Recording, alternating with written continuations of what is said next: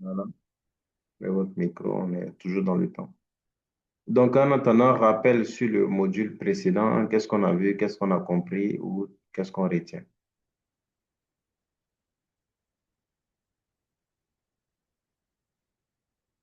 Donc, déjà, il nous reste deux cours. Est-ce qu'il y a des questions? Questions déjà sur la continuité. Est-ce qu'il y a toujours des difficultés? Toujours. Est-ce qu'il y en a? Donc, qu'est-ce qu'on peut dire au sortir de ces 3 mois, même si ce n'est pas encore bouclé quand même?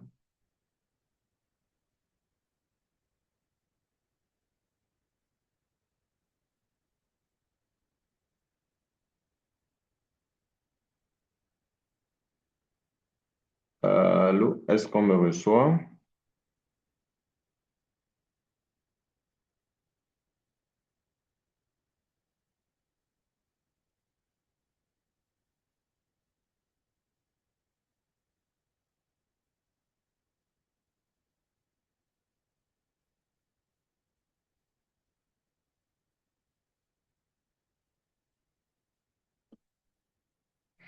Oui, est-ce qu'il y a des volontaires qui souhaitent prendre la parole par rapport déjà à leur évolution, à tout ce qu'on a vu, déjà que nous tirons vers la fin, est-ce qu'il y a des difficultés toujours de façon générale, la suite de la formation?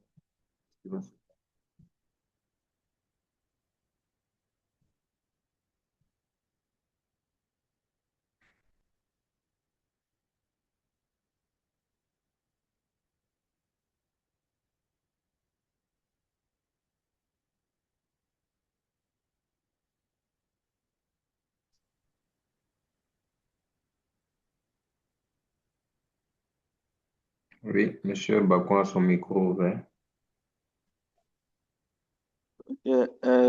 Bonsoir à tous. Oui, bonsoir Monsieur Bacon.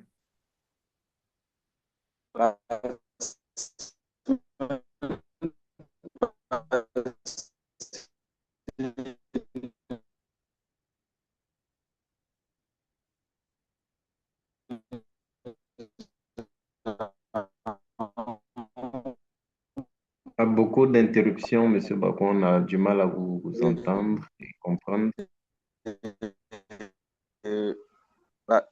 Comment il faut traiter des déchets aussi. Un résidu de matière et à l'abandon. On parlait des différentes natures.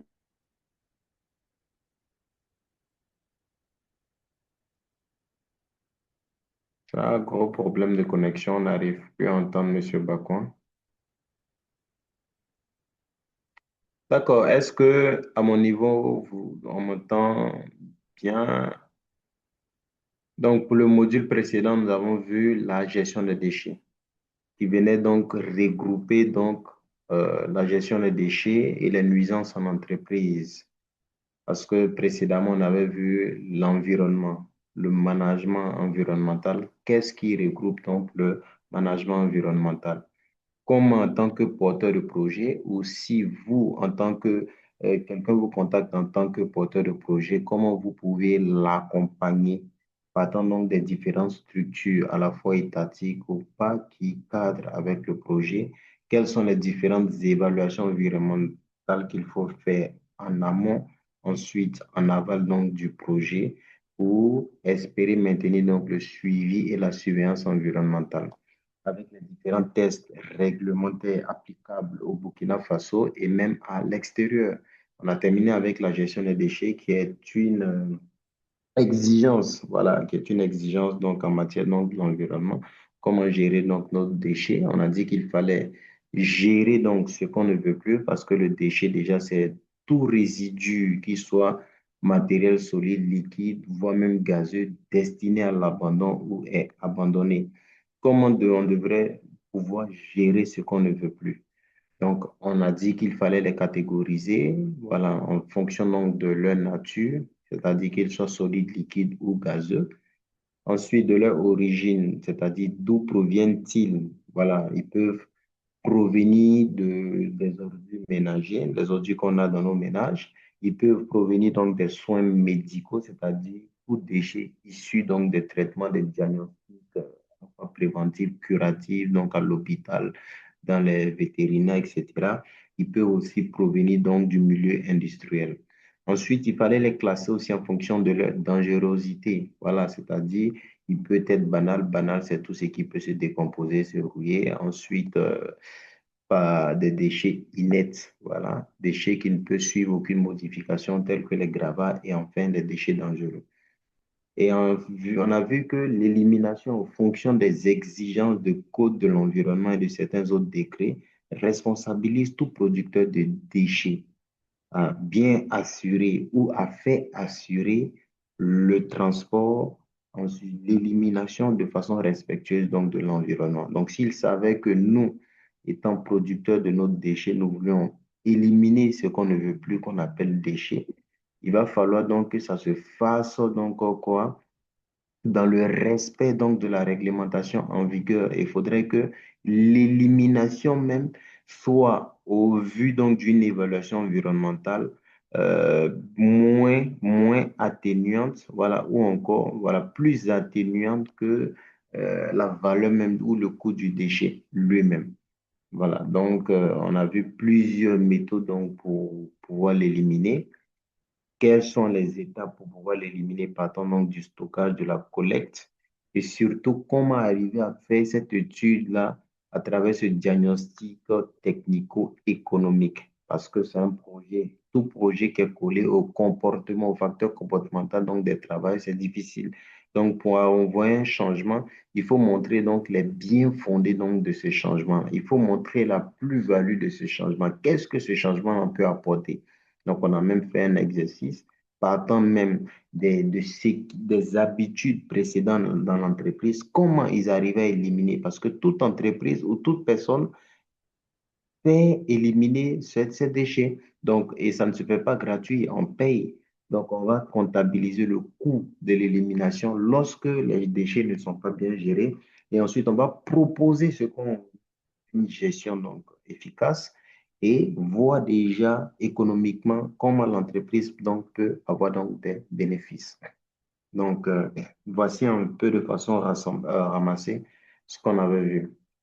Donc, est-ce qu'il y a des questions? Je regarde dans le chat rapidement. Oui, on vous entend. Soit Monsieur Bakouan, Monsieur Ibrahim, bien reçu. Veuillez m'excuser, ma connexion n'est pas fiable. Bien reçu, Monsieur Bako, on vous a quand même compris dès le début. Donc, est-ce qu'il y a des questions avant de poursuivre? Déjà que on termine donc avec les accidents aujourd'hui. Donc, aujourd'hui, nous allons voir les enquêtes et analyses des accidents. Donc, il est très interactif. Il va rassembler donc le résumé de tout ce qu'on a vu et quels sont les outils de façon pratique qu'on doit utiliser donc en santé-sécurité. Donc, d'après vous, pourquoi on doit enquêter et analyser donc un accident, des accidents? Pourquoi? Pourquoi le HSE doit penser à réaliser des enquêtes et analyser donc un accident? Pourquoi? Donc, il faut que ça soit interactif. Oui, Monsieur Nikema. Alors, le HCC doit faire des enquêtes et analyser un accident. Alors, pour ne pas que, alors, c'est pour trouver la cause et empêcher que cela ne se répète. Voilà. OK. Donc, pour Monsieur Nikema, c'est très, très important donc, de pouvoir enquêter et analyser pour identifier les causes. Les causes, qu'est-ce qui a entraîné la venue de l'accident? Et enfin, maintenant, éviter par les moyens préventifs. Quels sont les éléments à travers un plan d'action qu'on va mettre en place pour éviter que ça n'arrive à d'autres personnes, pour éviter que ça ne se reproduise? Parce qu'on a vu que de notre rôle et responsabilité, nous sommes responsables de la santé, sécurité de nos travailleurs. Donc, ça signifie que dans la santé, nous faisons allusion beaucoup plus aux maladies professionnelles. Et on sait ce que c'est une maladie professionnelle contractée suite à une exposition qui est en lien avec notre activité professionnelle. Par la suite, les accidents de travail. Les accidents, donc, ça sera toute lésion contractée de façon soudaine, que ce soit trajet domicile-travail, mission ou sur le lieu de travail. Donc, on a vu que les accidents et même les maladies représentent des enjeux. Donc, ce que l'entreprise gagne ou perd, ce que toutes les parties prenantes peuvent gagner ou perdre.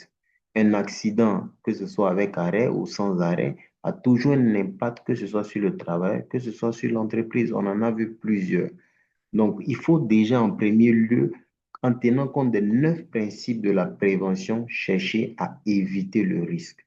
Raison pour laquelle on doit gérer le risque. On doit les répertorier donc dans un registre de risque dès le départ. Ensuite, ceux qui sont présents, il faut qu'on les gère en respectant les 9 principes de la prévention, en respectant les 5 mesures hiérarchiques de contrôle des risques qui commencent toujours par l'évitement. On est conscient que le risque zéro n'existe pas. Donc, si l'accident arrive, qu'est-ce qu'il faut faire? Comment pouvoir le gérer? En un premier lieu, on avait vu la déclaration. S'il est arrivé, quelles sont les structures qui nous engagent pour faire la réparation et quels sont en termes de coûts ce que ça représente à la fois pour le travailleur et à la fois pour l'employeur. Et aujourd'hui, nous allons voir maintenant, après déjà avoir réparé, qu'est-ce qu'il faut faire pour éviter et quels sont les outils qu'on doit mettre en place, utiliser du moins pour mieux réaliser une enquête et bien analyser donc un accident. Donc, on va revenir encore sur certaines notions de base. C'est quoi un accident d'après vous? Il faut qu'on soit interactif rapidement. C'est quoi un accident? C'est quoi un quasi-accident? C'est quoi un danger? C'est quoi un risque? Donc, chacun peut intervenir en fonction de ce qu'il souhaite répondre. Donc, c'est quoi un accident? C'est quoi un quasi-accident ou un incident? C'est quoi un danger et c'est quoi un risque? On va aller rapidement.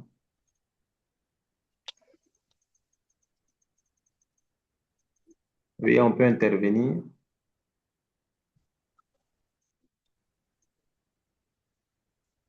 Oui, Monsieur Bacon. Ok. Pour moi, un incident est un accident évité de justesse. Maintenant, un accident est un incident qui a donné lieu à un préjudice corporel, atteint à la santé ou un accident mortel. C'est les deux D'accord, là que je vais donner. Merci, monsieur Bacon. Donc, si on parle donc d'accident, voilà, c'est un incident qui a donné lieu donc au quoi, à un préjudice. Pourtant, l'incident va précéder donc l'accident. C'est un accident évité de justesse, c'est-à-dire quelque chose est tombé, mais Dieu merci, ça n'a pas porté une lésion corporelle sur l'individu, donc c'est un incident. Il a évité de ouf l'accident. Donc, l'accident, par contre, il y aura forcément lésion, il y aura forcément atteinte. Donc, merci, monsieur Bakouan. La différence, ou du moins, c'est quoi un danger et c'est quoi un risque? Danger-risque.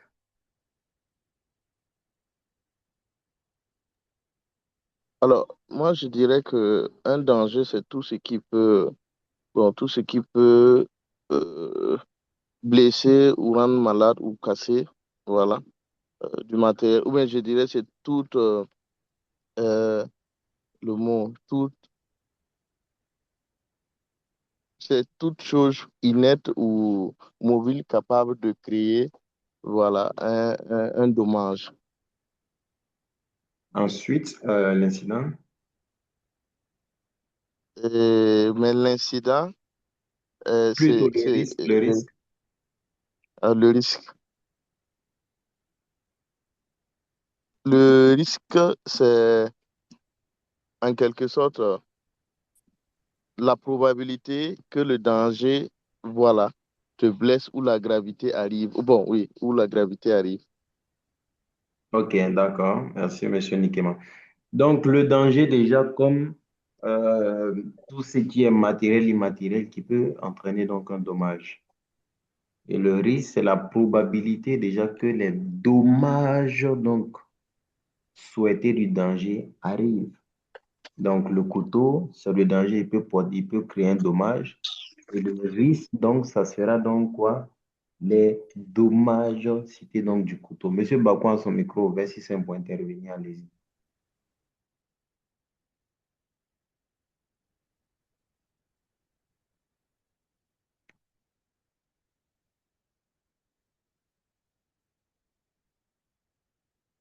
Est-ce que monsieur Bakouan souhaite intervenir?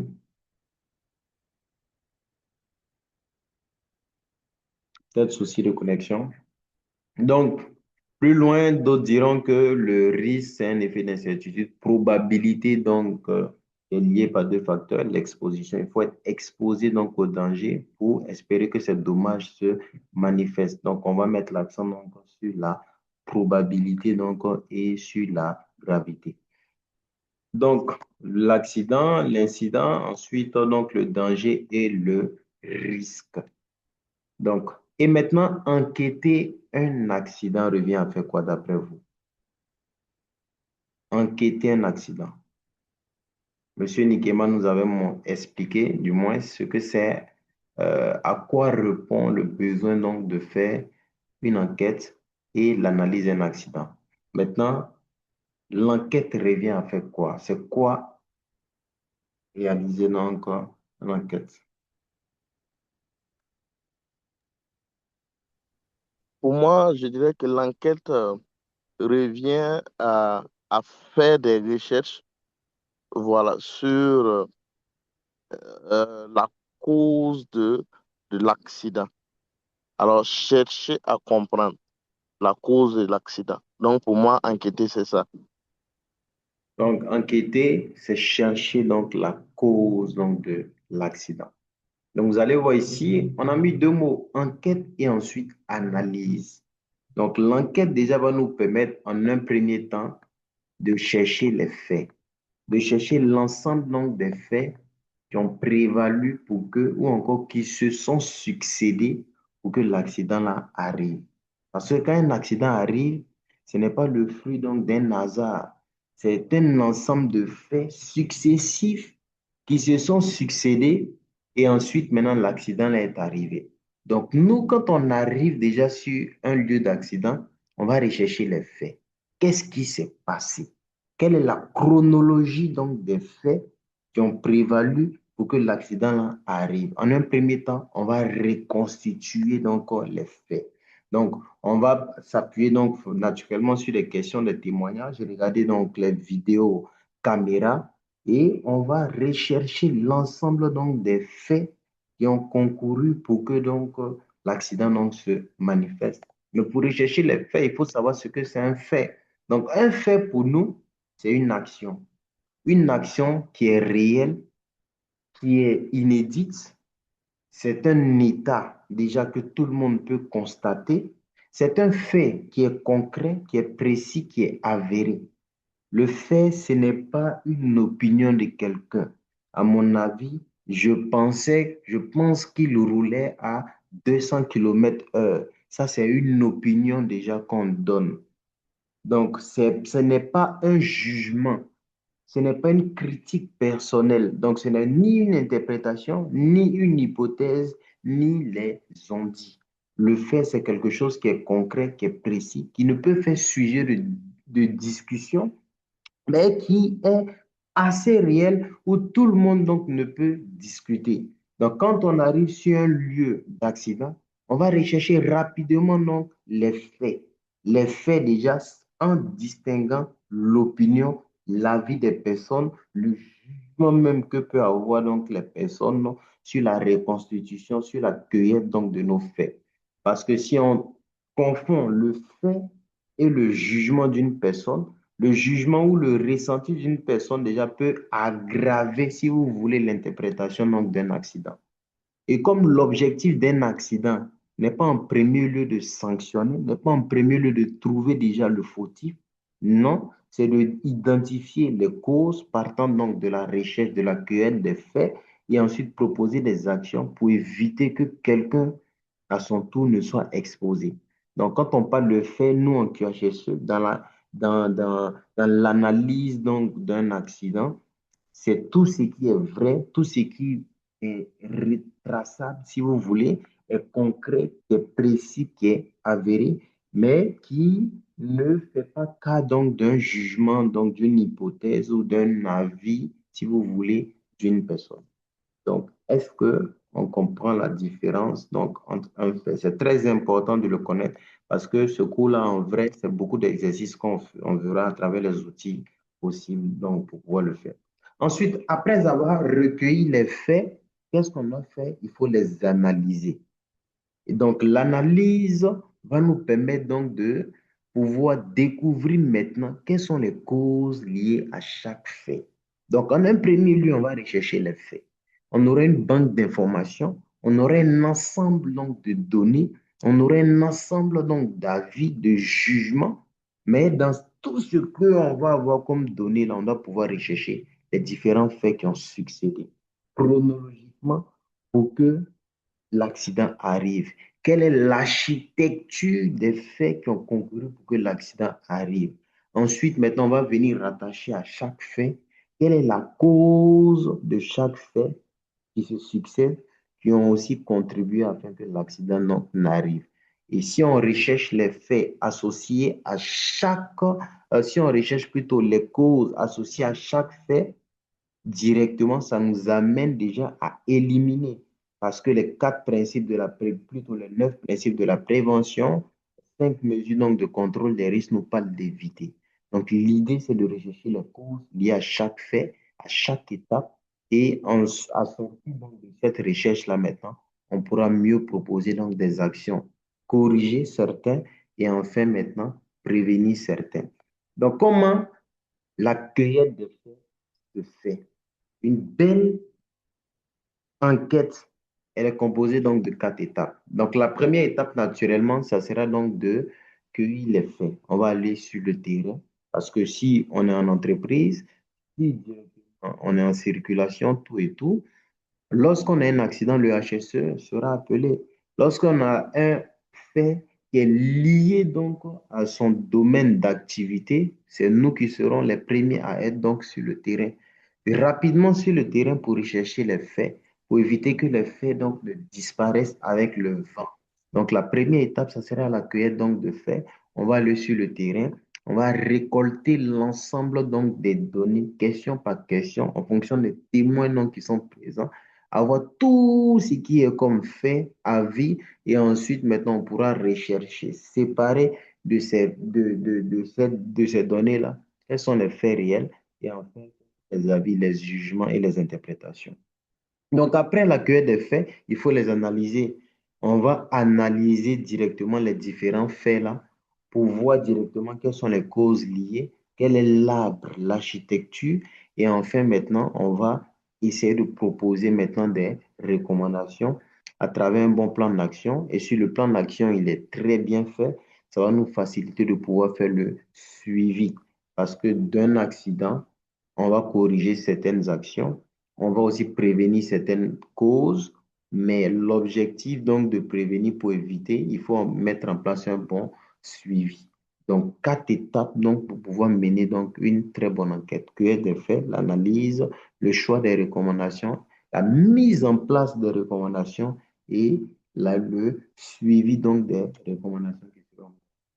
Tout simplement pour répondre à l'objectif du triangle de Frank Beard qui nous dit que une déviation qui est une non-conformité, une déviation donc, qui est un éloignement donc, de ce qui doit être normal, de ce qui doit être fait. Lorsque cette déviation arrive, il faut que le HSE ait l'œil, l'œil pour pouvoir les reconnaître, l'œil pour pouvoir les identifier. Et lorsque cette déviation qui arrive chaque jour sous nos yeux, qui tombe sous nos yeux, il faut obligatoirement rechercher les causes. Les causes à travers les 5 M, savoir la main-d'œuvre, la méthode, le milieu et donc la matière pour pouvoir donc proposer des actions afin de contrôler notre milieu de travail.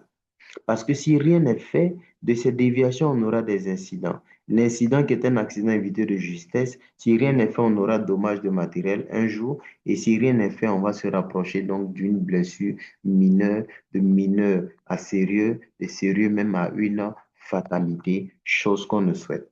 Donc, pour répondre à l'objectif réel donc, de Frank Bird. Alors, donc toujours dans les récapitulatifs, l'enquête, c'est cueillir donc des faits. Un fait, c'est quelque chose qui est précis, avéré, concis, qui est clair, qui est loin donc d'être donc un mystère. Tout est fait. C'est quelque chose qui est observable, qui est mesurable, mais qui s'éloigne donc du jugement humain. Parce que tout jugement, tout ajout, tout on dit a tendance à faire quoi? À déformer donc les faits réels de ce qui s'est passé. Donc, on verra donc pas mal d'exercices, choses qu'on pourra donc revenir là-dessus. Maintenant, quels sont les outils que nous, HSE, donc on utilise, un, pour la cueillette des faits et deux, maintenant, pour l'analyse. Donc, pour la cueillette des faits, c'est l'arbre des causes. Beaucoup l'appellent l'arbre des causes, mais moi, je vais beaucoup plus l'appeler l'arbre des faits parce que ça nous permet déjà de voir la cartographie des différents faits qui ont succédé pour que peut-être l'accident donc arrive. Ensuite, lorsqu'on finit de faire la cartographie avec l'arbre des faits, on va utiliser maintenant donc le diagramme d'Ishikawa à travers les 5 M. Donc, communément appelé donc l'arbre des causes, si vous voulez, les 5 M, le diagramme d'Ishikawa à travers donc le matériel, la matière qu'on a utilisée, les méthodes, les milieux et la main-d'œuvre qui ont concouru, qui ont contribué à ce que donc l'accident donc n'arrive. Donc, le monsieur a quitté l'usine, par exemple, il rentrait donc dans l'atelier et il a glissé et il s'est fracturé donc le bras. Donc, l'effet, c'est la fracture sur le bras. Donc, on va rechercher l'ensemble des faits qui ont concouru à ce qu'il se fracture le bras. On va voir qu'il est passé dans tel endroit. Ensuite, il a fait ci. Les caméras ont montré qu'il était en baisse donc, de vigilance. Il courait, il marchait rapidement. Donc, voici les différents faits qui ont contribué. Ensuite de ces faits-là, maintenant, quelles sont les causes matérielles qui ont contribué à ce qu'il se fracture le bras? Donc, on va voir peut-être il soulevait une charge qui agissait sur lui, qui faisait donc qu'il perdait le contrôle. Ensuite, il avait sa chaussure de sécurité qui n'est pas conforme, elle n'est pas intégrée donc d'une semelle antidérapante. Au niveau de la matière, on avait de l'huile, par exemple, qui était dans l'atelier. Au niveau de nos méthodes, on n'a pas harmonisé la circulation piétonne sur le site. Au niveau donc du milieu, le milieu, par exemple, le sol était très glissant. Au niveau de la main-d'œuvre, lui-même, il était peut-être distrait. Donc, l'ensemble donc, de ces causes-là, assorties donc de ces différentes branches ou de ces 5 M-là, vont nous permettre donc de avoir déjà toutes les causes possibles liées et qui ont contribué pour que donc l'effet arrive. Et suite à ces causes-là, maintenant, on va mettre en place donc un plan d'action. Donc ça, c'est de façon caricaturée. Donc voici comment ça va se passer. Quand on parle de la matière, c'est la matière, le matériel donc qu'on utilise. Par exemple, si on est dans la restauration, pour préparer, on a besoin donc du matériel. Et le matériel, c'est les équipements, les machines, les gazinières qu'on va utiliser. La matière, c'est ce qu'on va utiliser pour le produit, les intrants qu'on utilise donc dans notre processus de fabrication pour avoir le produit fini. Et la méthode, c'est l'ensemble des méthodes, des modes opératoires, des procédures qu'on va mettre pour organiser donc quoi, l'acheminement donc quoi, des intrants à travers les processus pour avoir le produit fini. La main d'œuvre, c'est le facteur humain qui intervient et le milieu, c'est l'environnement dans lequel toutes les 4 composantes donc se trouvent. Parce que l'un de l'autre, tous ces éléments-là contribuent forcément encore à ce qu'un accident donc arrive. Par contre, et lorsqu'on veut faire, par exemple, l'arbre des causes, on verra, c'est vrai qu'on est beaucoup plus en ligne, mais on pourra voir certains, voilà. Donc, lorsqu'on veut faire, par exemple, l'arbre donc des causes, ou l'arbre des faits, parce qu'on doit commencer par la reconstitution des faits. Elle se fait donc de la droite vers la gauche. Donc, par la droite directement, il faut commencer donc par la lésion subie, l'accident en lui-même. Et ensuite, le second fait qui a contribué à ce que l'accident arrive, le second fait encore qui a contribué à ce que l'autre fait arrive, et enfin jusqu'à l'action précédente. Et donc, ça nous permet déjà d'avoir une cartographie générale de l'ensemble donc, des faits qui ont contribué à ce que donc, l'accident donc, se produit. Donc, pour ce faire aussi, on peut utiliser donc les 5 pourquoi. Voilà. Par exemple, il s'est fracturé la main. Pourquoi il s'est fracturé la main? On aura immédiatement le fait précédent. pourquoi le fait précédent, on verra aussi l'action précédente. Et pourquoi l'action précédente aussi, on verra aussi l'action non encore qui précède. Donc, jusqu'à là, est-ce qu'il y a des questions? Parce que c'est beaucoup plus avec les exercices qu'on peut mieux maîtriser ces outils-là. Est-ce qu'il y a des questions?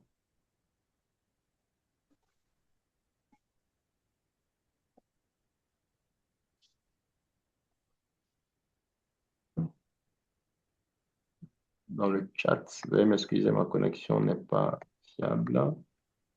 3 mois de formation, côté beaucoup d'enseignements, quasi expérience, c'est dommage. Merci, monsieur. Oui, oui, monsieur Nikima. Alors, ma question est la suivante. Vous avez dit que pour l'arbre à cause, là, l'arbre des causes, voilà, on Oui, commence par la droite. Alors, moi, je oui. veux me demander à savoir, et pour ce qui concerne les 5 M, est-ce que l'ordre est respecté à ce niveau-là? Non, les 5 M, le diagramme d'Ishikawa, je pense que Mhm. d'autres vont l'appeler aussi le dispositif en arrêt de poisson. Ici, on a les effets qui sont là, et donc on a les 5 M qui sont là, et les arrêts sont les causes de ces différents M qui ont contribué. Donc, d'autres peuvent l'appeler en arrêt de poisson, tout et tout. Lui, c'est comme cela qu'il est représenté, tout simplement. Par contre, quand on fait l'arbre des causes, on fait, c'est la succession des faits qu'on veut comprendre, la cartographie des différents faits, des actions qu'on contribue, si vous voulez. Première action, c'est parce qu'il est rentré là qu'il a marché sur lui. Et c'est parce qu'il a marché sur lui qu'il a glissé. Donc, on finit par voir les différents faits qui ont succédé pour que l'accident donc arrive. Raison pour laquelle on va commencer par l'accident et les différents faits l'un de l'autre qui ont succédé et avec des flèches pour pouvoir représenter la cartographie générale. Et ce sont ces différents faits-là qui vont nous aider à mieux trouver les causes lorsqu'on va utiliser donc quoi? Le diagramme d'Ishikawa. Donc voici un peu. Sinon, pour le diagramme d'Ishikawa, il est toujours là. La conséquence, parce que lui, on peut l'utiliser aussi en qualité, soit pour atteindre un objectif, pour résoudre aussi un problème. Donc, c'est un outil qui est très dynamique. Et par contre, si on veut faire l'arbre des causes, il faut toujours commencer donc par ce passage-là, avec aussi les 5 pourquoi. Donc, pour l'enquête, l'élément personnel, il faut toujours, parce qu'on se regroupe sur les 5 M, parce que le facteur humain contribue toujours. Le facteur humain peut toujours contribuer à travers sa connaissance, ses insuffisances, surtout son état d'esprit. Ensuite, l'équipement aussi, le matériel qu'on a utilisé peut avoir une défaillance, un manque d'entretien, le frein peut-être peut céder, ou encore il n'a pas d'alarme, il n'a pas de gyrophare. Tous ces faits-là, toutes ces causes-là, du moins, peuvent contribuer ou concourir à ce que donc un accident arrive. Voilà. Donc, le matériel, toujours, c'est la même chose. L'environnement, les conditions physiques du milieu, l'aménagement, donc la qualité même de l'environnement aussi en soi, aussi, donc, on peut aussi contribuer. Voilà. Chez nous, par exemple, je prends un exemple, on a un conducteur, voilà, qui, une fois, il a béni la matière première. Et dans nos procédures, plusieurs, après des formations, tout et tout, on le dit, lorsque vous bénissez la matière première, il faut faire descendre la benne d'abord. Ne laissez pas la benne sur le vérin pour continuer à circuler parce que pour certains, ils sont pressés. Donc, lorsque ils déchargent la matière première, ils continuent de rouler et automatiquement, donc, le vérin descend. Et à plusieurs reprises, souvent, ça fait que la benne se renverse. Donc, ça crée beaucoup d'accidents. Et donc, on avait mené plusieurs sensibilisations. On a sensibilisé ces acteurs-là. Et une journée, on a eu un accident. Dieu merci, on n'a pas eu donc, de lésions, tout et tout. Donc là, il a fini de berner et pendant qu'il partait, il a cogné donc nos convoyeurs qui étaient à une certaine hauteur parce que la benne était très haute. Il a quitté la zone de la matière première et il a oublié que la benne n'était pas encore descendue et il a cogné. Donc automatiquement, il a fait pencher le vérin. Donc la benne ne peut plus descendre, elle ne peut plus rester, elle est bloquée. Si elle est bloquée, on ne peut plus l'utiliser pour pouvoir produire. En ce moment, ça bloque en quelque part la production, où on est amené encore à aller louer une autre benne pour pouvoir faire notre travail. Donc, ça immobilise le travail. Donc, quand on vient, par exemple, pour l'enquête, le premier facteur déjà, c'est de voir les conditions physiques du travailleur. Donc, on va lui poser des questions. Qu'est-ce qui s'est passé, tout et tout. Vu que chez nous, on a intégré donc des caméras. Aujourd'hui, on est allé plus loin avec des caméras IA qui analysent donc et nous fournissent donc les images des non-conformités. Mais à travers les caméras, par exemple, on discute avec lui, on lui demande qu'est-ce qui s'est passé, il va nous dire qu'est-ce qui s'est passé, on essaie de comprendre. S'il y a des témoins aussi, on récolte donc les faits.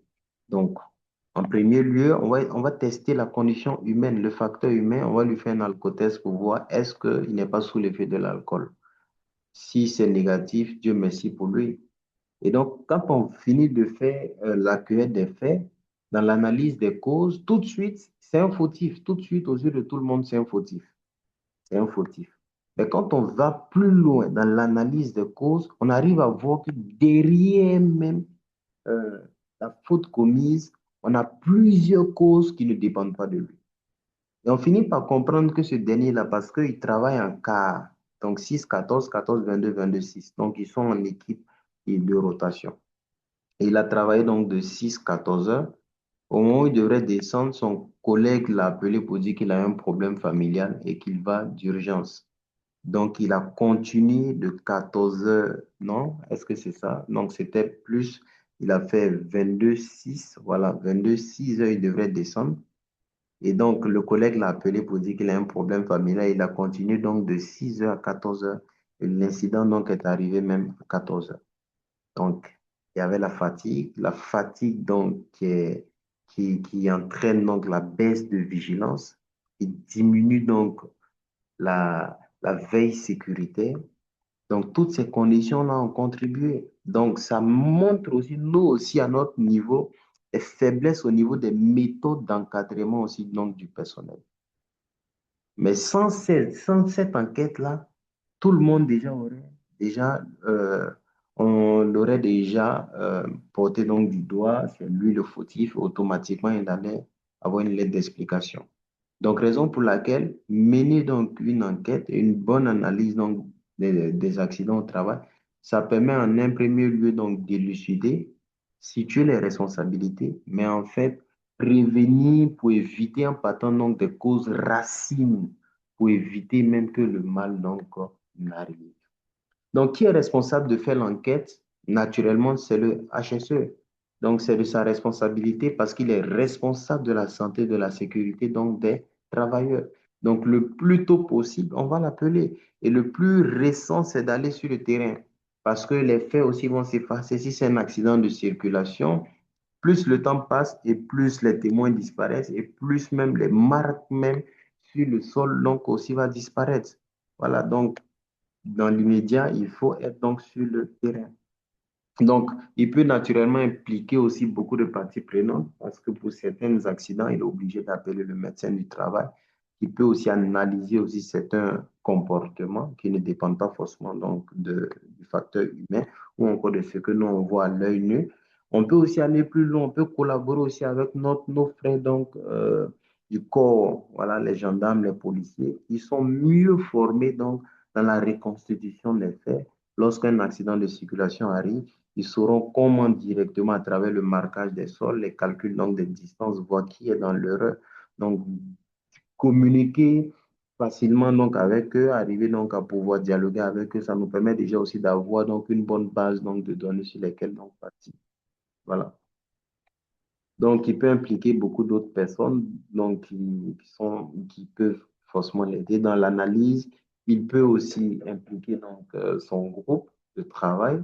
Donc, s'il forme un département, c'est toujours bien donc, d'avoir plusieurs yeux parce que plusieurs yeux donc, permettent donc, d'élucider donc, toutes les causes et d'identifier donc, toutes les causes, le pourquoi du pourquoi qui est arrivé. Donc, un plaquet, donc, on doit toujours chercher donc, à utiliser donc, les 5 pourquoi. Pourquoi les 5 pourquoi? Parce que l'étude a permis donc de montrer que lorsqu'on utilise 5 pourquoi de façon successive sur des faits qui précèdent donc une action, facilement on arrive donc à avoir donc une vue à 360 degrés sur tout ce qui est arrivé. On va pouvoir donc le voir donc, on a deux types de causes dans l'analyse donc, de l'accident. On a les causes immédiates. Les causes immédiates, ce sont les causes qui sautent aux yeux. Quand on arrive sur le site, de l'accident, automatiquement, on arrive à voir visuellement, de façon visuelle, ce qui est arrivé. Voilà, donc naturellement, l'accident est arrivé. Directement, on va savoir que, attention, peut-être son frein est cassé ou encore peut-être le rétroviseur. Ça, ce sont les causes directement qu'on arrive donc à voir. Donc, comportement pratique de travail qui est visuel, il a brûlé le feu, voilà, il est en excès de vitesse, mais derrière, pourquoi il a brûlé le feu? Ça, ce sont les causes fondamentales qu'on ne voit pas. C'est des facteurs humains, facteurs organisationnels qu'on peut ne pas voir. Si on a une mauvaise organisation, ça met de façon permanente donc les travailleurs dans un état donc de stress. Donc on a deux causes à pouvoir rechercher, les causes immédiates qui se sautent aux yeux, qui relèvent donc des réalités donc du terrain. Par contre, les causes fondamentales, c'est les causes indirectes, lointaines, qui ne sont pas directement liés à l'accident, mais indirectement qui ont eu contribué, qui ont eu donc un effet. Donc, exemple donc de cause immédiate, on vient sur un site, il s'est fait happer la main donc par une bande, on remarque directement qu'il n'a pas cadenassé l'équipement. Donc, absence de cadenassage, elle est immédiate, elle est visible. Donc, c'est une cause immédiate. L'outil il est défectueux, automatiquement, ça contribue. Voilà, donc on en a plusieurs. Les causes immédiates qu'on peut récolter directement sur le terrain. Par contre, quand on parle donc de causes fondamentales, c'est tout ce qui est lié, peut être lié par exemple au manque de formation. Quand on voit quelqu'un, par exemple, qui commet un accident, il faut aller en profondeur pour voir que peut-être il n'a même pas le permis ou encore il n'a même pas suivi la formation donc, du permis. Il faut aller plus loin pour voir qu'il est en stress permanence ou encore il est sous l'effet donc d'une cadence ou d'une mauvaise organisation donc, de travail ou des conditions même physiques, psychiques même souvent. Donc, il faut pouvoir faire la différence donc, entre les causes immédiates et fondamentales. Plus loin, la mauvaise organisation donc, du travail, mauvais plan, mauvais devis, achat aussi inadéquat, tous ces éléments aussi l'un de l'autre peuvent contribuer à ce que le fait fondamental ou les causes fondamentales donc, arrivent. Donc, le premier exemple donc, qui saute aux yeux, le voici. Voici une situation qui s'est présentée. Ensuite, nous, on doit rechercher les causes immédiates et on doit rechercher donc les causes fondamentales. Mais avant ça, lorsqu'une situation arrive, nous, chercheurs, on doit rechercher déjà les faits parce qu'on doit commencer l'enquête et ensuite analyser maintenant quoi, des différents faits, quelles sont les causes qui ont contribué. Donc, dans la recherche des faits, on va rechercher ce qu'on appelle quoi? Le fait ultime. Le fait ultime, c'est l'accident, c'est la lésion qu'on ne souhaitait pas avoir qui est arrivée là. C'est ce qui représente donc le fait ultime. Donc, pour rechercher forcément simplement le fait ultime, c'est la conséquence, c'est le dommage qui est créé qui représente le fait ultime. Donc, la première étape même d'une enquête, c'est de voir quel est le fait ultime dans cette situation qui est arrivée. Il s'est fracturé le bras, il est tombé, il a trébuché, son dos s'est fendillé. C'est les dommages créés, on a eu un incendie. La conséquence là qui représente donc le fait ultime. Donc on recherche le fait ultime et c'est ce fait ultime là qu'on va matérialiser donc dans l'arbre donc des faits. Commencer donc par là. On va commencer et ça se fait donc par des petits carrés si vous voulez, par des petits carrés et des flèches qui montrent la succession des différents faits qui ont contribué. On a dit qu'on commence donc de la gauche pour aller donc vers la droite. Donc le fait ultime sera ici et ensuite on va se poser la question, y a-t-il d'autres faits qui ont contribué à ce que le fait ultime arrive? Est-ce que il y a eu d'autres faits qui ont contribué à ce que le fait ultime n'arrive? Donc, voici les questions qu'on se pose pour rechercher donc en quoi les faits. Le premier, c'est quel est le fait ultime? Qu'est-ce qui est arrivé ici? Quelle est la conséquence? Quel est le dommage qui représente à nos yeux le fait ultime? Ensuite, on va rechercher, est-ce qu'il y a eu d'autres faits qui ont contribué? Quels sont les autres faits qui ont contribué à ce que le fait ultime n'arrive? Pour pouvoir donc les matérialiser. Donc, dans un ensemble, donc, dans une situation, on va énumérer, donc, on va lister donc les faits. On va voir le fait ultime en première position. Deuxième fait, quels sont les autres faits qui ont contribué, les troisième, quatrième, cinquième. Donc, dans toute une situation, c'est à vous de pouvoir rechercher les faits. On sait ce que c'est un fait, on sait ce que c'est donc un ajout ou une opinion. Nous, on doit rechercher les faits qui ont contribué. Donc, dans une situation, on peut ne pas avoir donc les mêmes faits, mais chacun donc pourra nous présenter et ça va commencer donc par cet exercice-là. Donc, on va commencer ensemble et on pourra bien là-dessus rapidement. Voilà. Donc, la situation, en marchant rapidement tout en discutant avec un collègue, un travailleur fait une chute en mettant le pied sur une flaque d'huile présente sur le plancher du garage et se fait mal au dos. Donc, d'après vous, on va aller pas à pas pour que tout le monde essaie de comprendre. On veut faire l'enquête et l'analyse de cet accident-là. Donc, on va commencer par l'enquête en recherchant quoi? Le fait ultime. Donc, de cette situation-là, quel est le fait ultime d'après vous?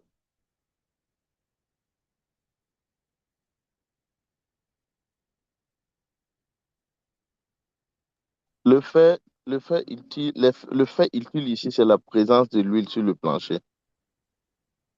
Pour Monsieur Nikema, le fait ultime, c'est la présence donc de l'huile sur le plancher. Et pour les autres, il faut que beaucoup interagissent pour que sinon, sans ça, ça sera difficile.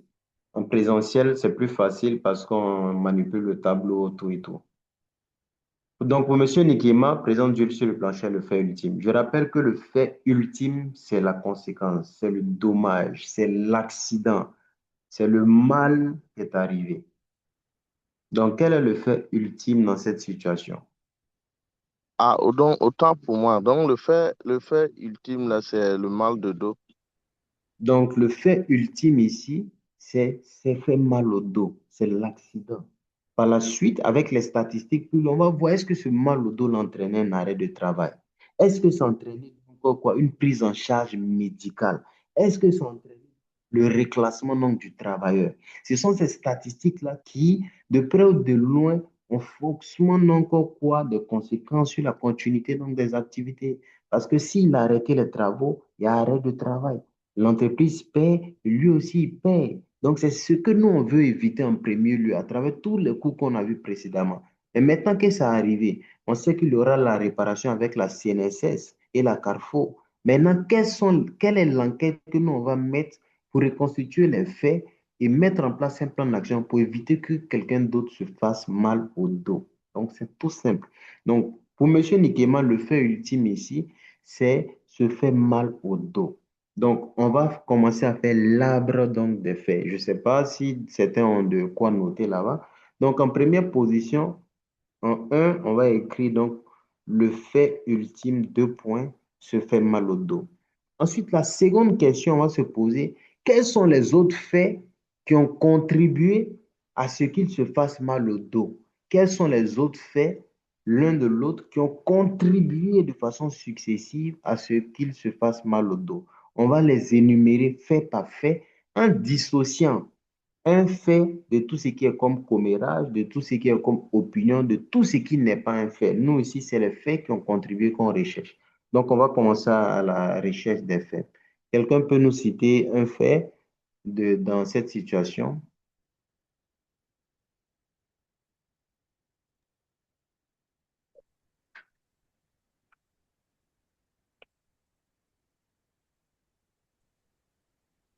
Oui, monsieur Nikema, allez-y. Alors, un fait, ici, c'est euh, l'huile, la présence de l'huile. Donc, un fait ici, présence de l'huile. Présence de l'huile, OK. Ensuite, une main levée, allez-y. Oui, monsieur Ok. Camara, un fait.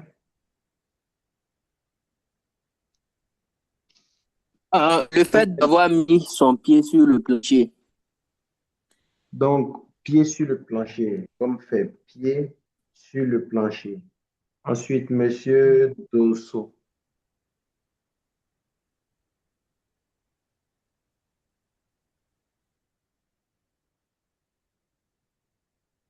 Oui, monsieur Isaka, Isaka Zongo plutôt. Ou si monsieur Kamara souhaite continuer.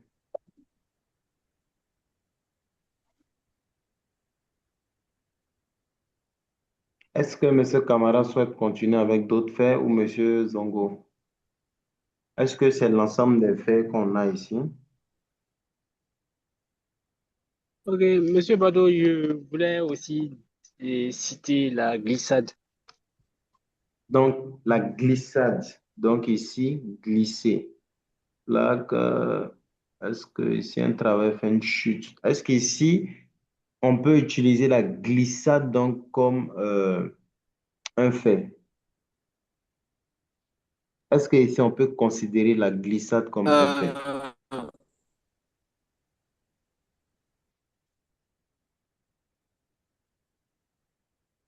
On a vu le travail en hauteur, on sait ce que c'est une chute, on sait ce que c'est une glissade et on sait aussi ce que c'est un trébuchement. Donc, c'est ce qui différencie le fait de l'opinion personnelle, de l'avis personnel, qui va éloigner le fait réel de nous-mêmes, notre manière de voir les choses. Donc ici, au lieu de prendre glissade, on va dire simplement, ici, la situation dit qu'il a fait une chute. Parce que glisser, c'est lorsqu'il y a manque d'adhérence entre la chaussure qu'on porte et puis l'état du sol. Mais on peut glisser sans tomber. Par contre, si on chute, c'est qu'on est tombé.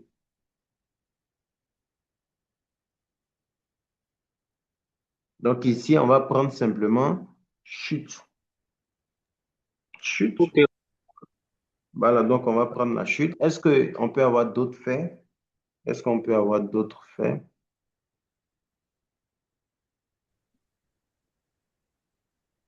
Est-ce qu'on peut avoir d'autres faits? Oui, allez-y. Euh, Comme autre fait ici, on peut dire Oui. qu'il n'était pas aussi attentif, quoi. Il n'était pas aussi attentif. Est-ce que c'est un fait pour les autres? Oui, allez-y. Mais ce n'est pas un fait, Monsieur Bado. Pour moi, hein. Pourquoi ce n'est pas un fait? D'accord. Et parce que ça ne contribue pas à, comment on appelle,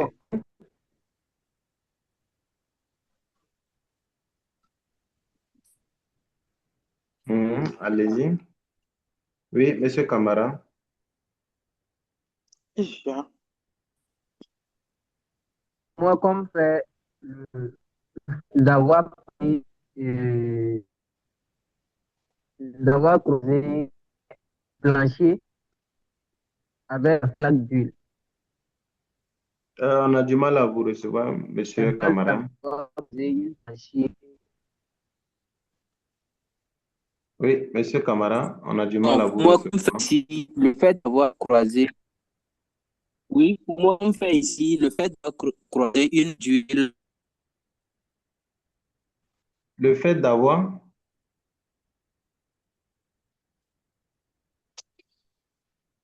Monsieur Michel, là. je dirais, on a un souci de réseau.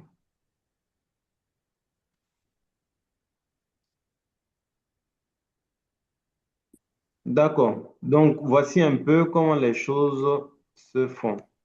Voilà. Donc, voici un autre, l'ensemble donc des faits ici qu'on a. Voilà, voici l'ensemble donc des faits qu'on a. Et on va faire maintenant l'arbre donc des causes. Donc, oui, Monsieur Camara avait la main levée.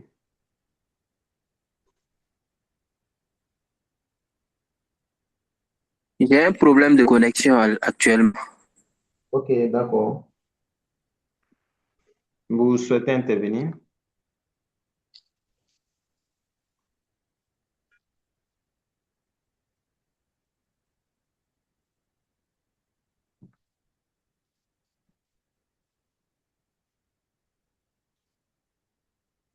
Voilà, je suis en train de essayer donc de faire l'arbre. Donc, dès que je finis, je vous montre rapidement. Ok,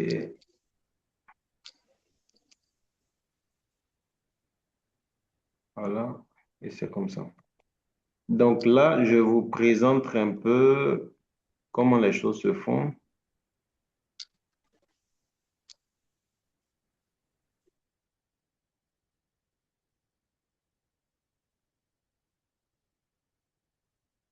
Ok, donc là, par exemple, je vous présente un peu comment les choses se font. Donc, dans la situation précédente, voilà, voici l'ensemble des faits qu'on a eus.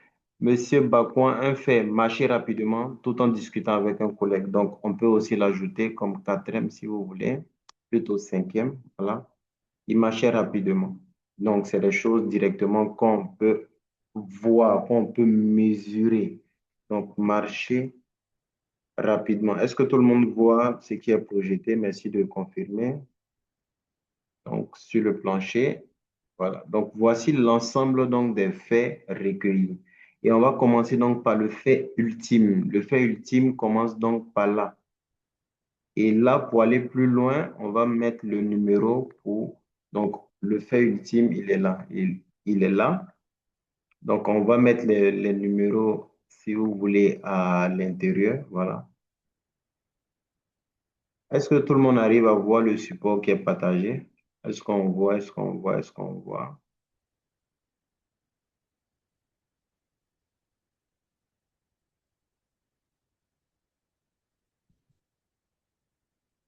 Est-ce que tout le monde arrive à voir?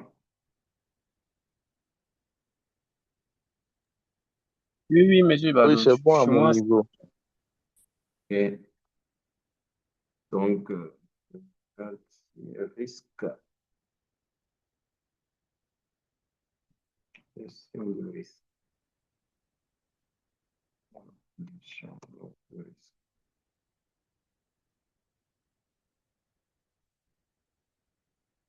De risque.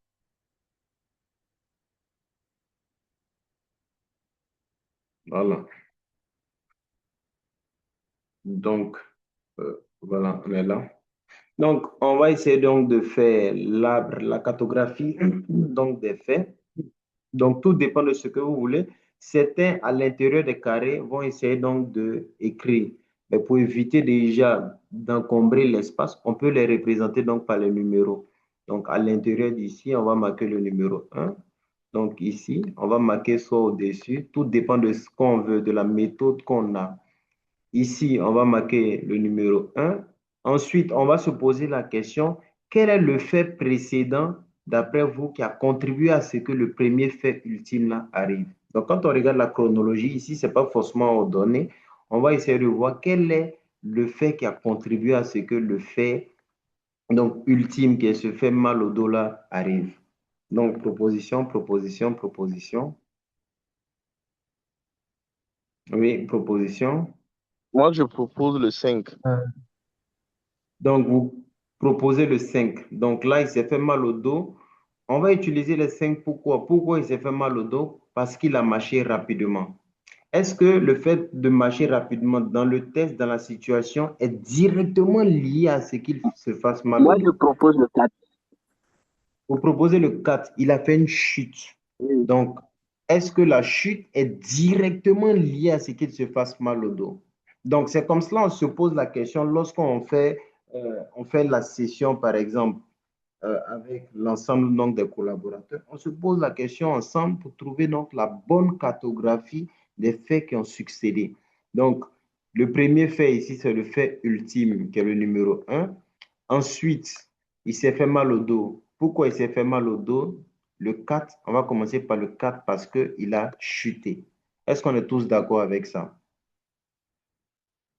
Oui, oui, oui, oui, c'est ça. Il s'est fait mal au dos parce qu'il a chuté. Ensuite, de ce fait-là, quel est l'autre fait qui a contribué, qui est directement lié, qui a entraîné la chute?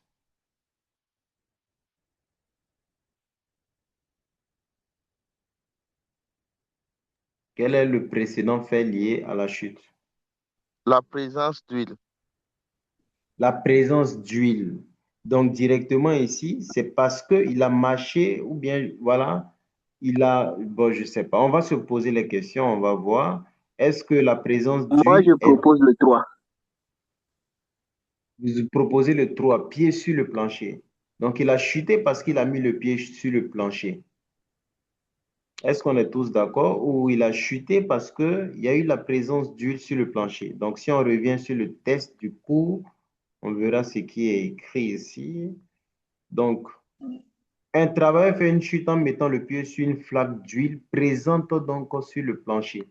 Donc, si vous voulez, dans la recherche des faits, on peut toujours continuer présence d'huile, par exemple, sur le plancher. Parce que de l'autre côté, on a écrit pied sur le plancher. Donc, ici, quand on va regarder le test, par exemple, voilà, tout le monde voit, j'espère. Donc, un travail fait une chute en mettant le pied sur une flaque d'huile présente sur le plancher. Donc, certains peuvent décider, par exemple, de les grouper en disant, par exemple, flaque d'huile sur le plancher. Donc, si on va avec flaque d'huile sur le plancher, on va voir que c'est automatiquement donc lié.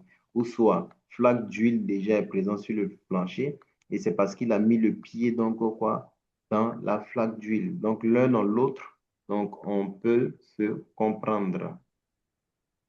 Donc, le 1 qui est le fait ultime, déjà, il a chuté. Pourquoi? Parce qu'il a chuté. Parce que, donc, non, voilà, il a eu mal au dos parce qu'il a chuté. Pourquoi il a chuté déjà? Parce que il avait la présence d'huile. Pourquoi il avait la présence d'huile? Est-ce qu'on peut dire parce que il a mis le pied sur le plancher? Non. Donc, on va revoir ça. Ou soit, si on voulait le combiner, on allait le faire. Donc, pourquoi il a chuté? Parce que, donc, il a mis le pied, donc, quoi, sur le plancher. Pourquoi il a mis le pied sur le plancher, par exemple?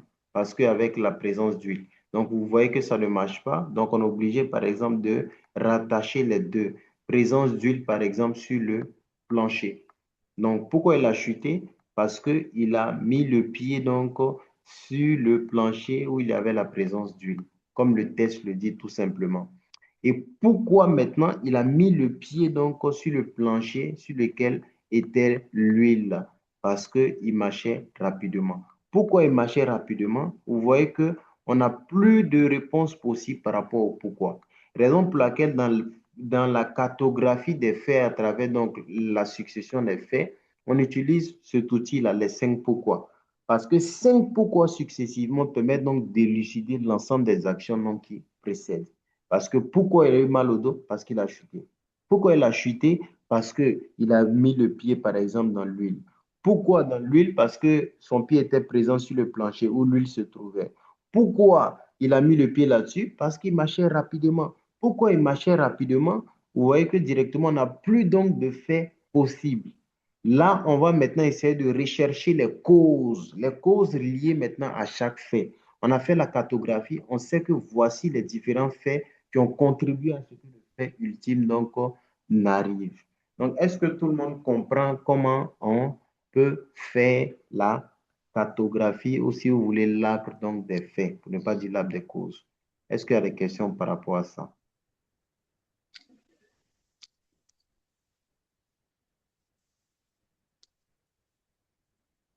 Oui, monsieur camarade, son micro ouvert.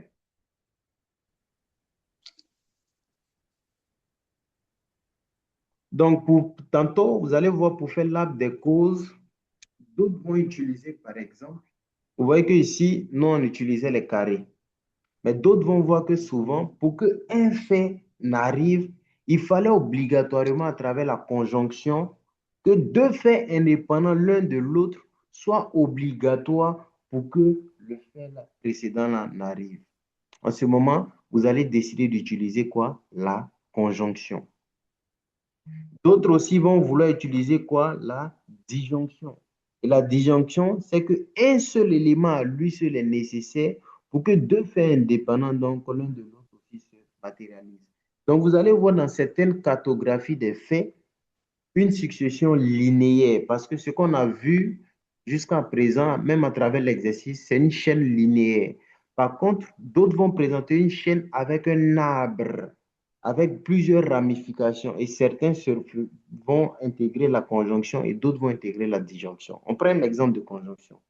La conjonction nous dit X et X2. On voit X1 et X2 sont deux faits indépendants, c'est-à-dire n'ont rien à voir l'un de l'autre, mais ils sont obligatoirement nécessaires pour que Y se produise. On prend un exemple. Si par exemple, on prend Y qui est un fait indépendant, on va voir comment ça se matérialise pour un exemple de la conjonction. Pour qu'on ait un bébé, même si l'exemple nous éloigne de la réalité, pour qu'on ait un bébé, quels sont les faits qui sont indépendants, mais qui sont obligatoirement nécessaires pour qu'un bébé arrive. Si on veut illustrer l'exemple de la conjonction.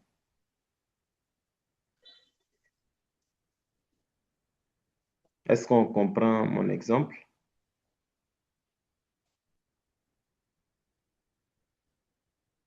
Est-ce qu'on me reçoit? Oui, oui. Oui. Donc, pour matérialiser l'exemple de la Bonsoir. conjonction, oui, allez-y.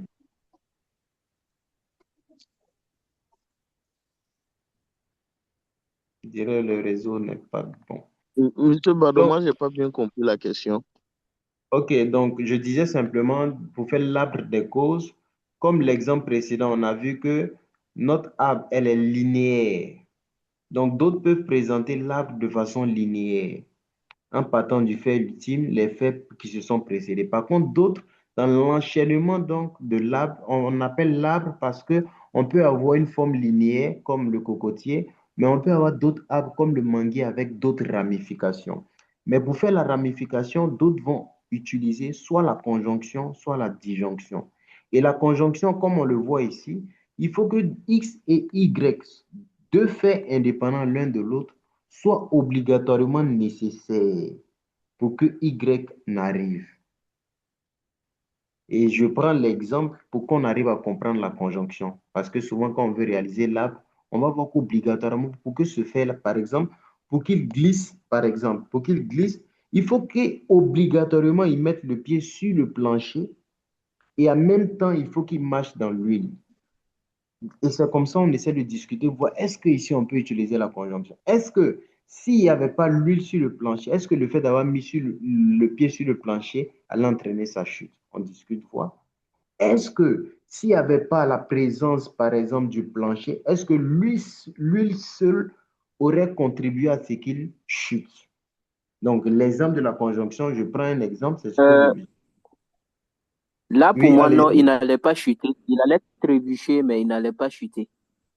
Il allait trébucher, mais il n'allait pas chuter. Donc, on discute. La commission discute pour voir est-ce que la conjonction ici en ce moment tient. Si elle ne tient pas, on utilise la forme linéaire. Donc, l'exemple de conjonction que j'avais prise, c'est par exemple 2x, y. X1 et X2, deux faits indépendants, sont obligatoirement nécessaires pour qu'un seul fait arrive. Pour avoir un bébé, il faut quels sont les faits indépendants qu'il faut obligatoirement, qui sont obligatoirement nécessaires pour qu'on ait un bébé? Donc, il faut obligatoirement que monsieur soit là en X1 et il faut obligatoirement que madame soit là en X2. Les deux faits sont indépendants, mais obligatoirement nécessaires pour qu'on ait quoi? Un bébé. Donc, ça, c'est un exemple parfait de la conjonction. Je ne sais pas si on se comprend trop. Si on prend un exemple de la disjonction, par exemple, X, lui seul, il est obligatoirement nécessaire pour que deux faits indépendants donc se produisent, par exemple. Ici, un autre exemple de la conjonction, on a dit que pour qu'il y ait feu, il faut qu'obligatoirement trois composantes soient réunies. On va dire qu'il y a eu le feu.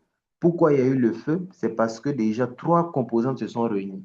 Est-ce que le feu, s'il n'y avait pas l'oxygène, le feu allait arriver? Non. Donc on allait voir qu'il fallait obligatoirement un comburant, un combustible et l'énergie d'activation. Pour que quoi?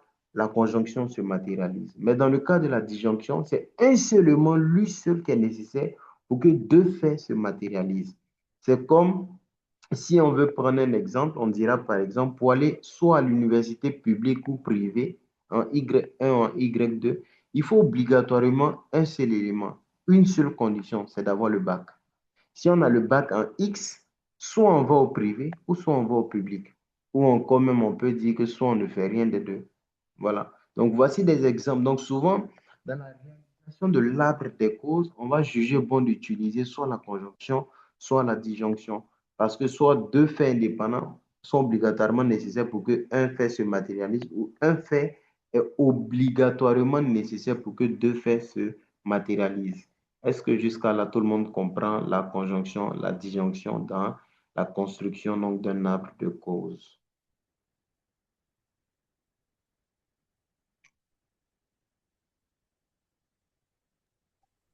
Toujours un peu flou, mais bon, avec les exemples, peut-être on va. s'en sortir. Monsieur, j'ai une question par rapport à la conjonction et la disjonction, là. Ok, allez-y. J'ai une question par rapport à la conjonction et la disjonction, Oui, allez-y. par rapport à la carte précédente. Oui, allez-y. Si possible, si, voilà. Maintenant, par rapport aux outils de tech, bon, au truc là, c'est trois techniques, à la conjonction plutôt, j'ai l'impression que Oui, là, on parle des différentes causes qui peuvent mener à Y. Et maintenant, oui. au niveau de la disjonction, j'ai l'impression que les conséquences que X peut provoquer, du genre, Non, là, ici, si vous essayez de je ne comprends comprendre pas comme bien ça, au vous fait. allez vous éloigner. Si vous essayez d'aller avec cette compréhension, vous allez vous éloigner de l'essentiel.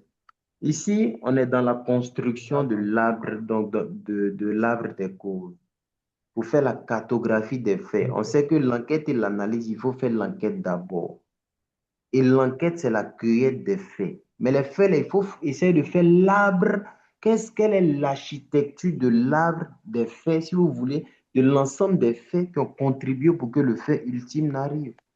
Mais dans cette construction-là, vous allez voir qu'obligatoirement, pour qu'un fait n'arrive, il faut qu'obligatoirement deux faits indépendants étaient obligés. C'est comme on va vous dire dans une situation, dans votre magasin de dépotoir, il y a eu un incendie. L'incendie directement, c'est le fait ultime. Dans la construction du fait ultime, vous allez voir pourquoi directement il y a eu le fait ultime. Vous allez voir que peut-être, par exemple, il y a eu présence soit un début de feu, parce qu'on a la différence entre l'incendie et le début de feu. Pourquoi il y a eu le début de feu? Mais vous allez voir que pour qu'il y ait le début de feu, la naissance du feu, il fallait obligatoirement que le combustible, le carburant et l'énergie d'activation soient obligatoirement nécessaires. Et ça peut se matérialiser par quoi? Si vous avez des produits chimiques qui sont mal stockés, ou vous n'avez pas utilisé le tableau des compatibilités des produits chimiques pour mieux les organiser, naturellement, ça peut entraîner de la survenue d'un début de feu. Et ce début de feu-là peut déboucher donc sur un incendie. Mais dans l'architecture des différents faits qui ont précédé, ça va vous permettre de voir qu'attention, donc désormais, on doit lire les étiquettes et la fiche de données de sécurité. Toutes les matières combustibles, il faut les écarter. Toutes les matières combustibles, il faut les écarter. Parce qu'on a toujours quoi, l'oxygène, par exemple, dans l'environnement.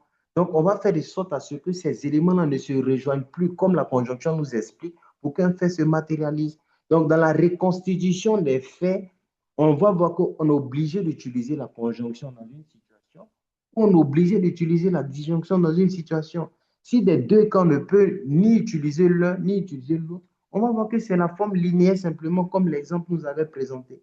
Donc, voici un peu, ici, on est dans la reconstruction, on est dans la recherche des faits. Ce sont des faits, raison pour laquelle on dit X1 et X2 sont deux faits. Les faits sont différents des causes. C'est l'analyse qui va nous permettre maintenant de voir pourquoi les faits sont arrivés. Pourquoi il y a eu le feu là? Pourquoi on a rassemblé le combustible et le carburant ensemble pour que le feu n'arrive?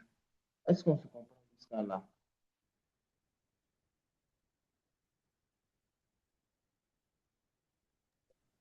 Ouais, j'ai compris maintenant, monsieur.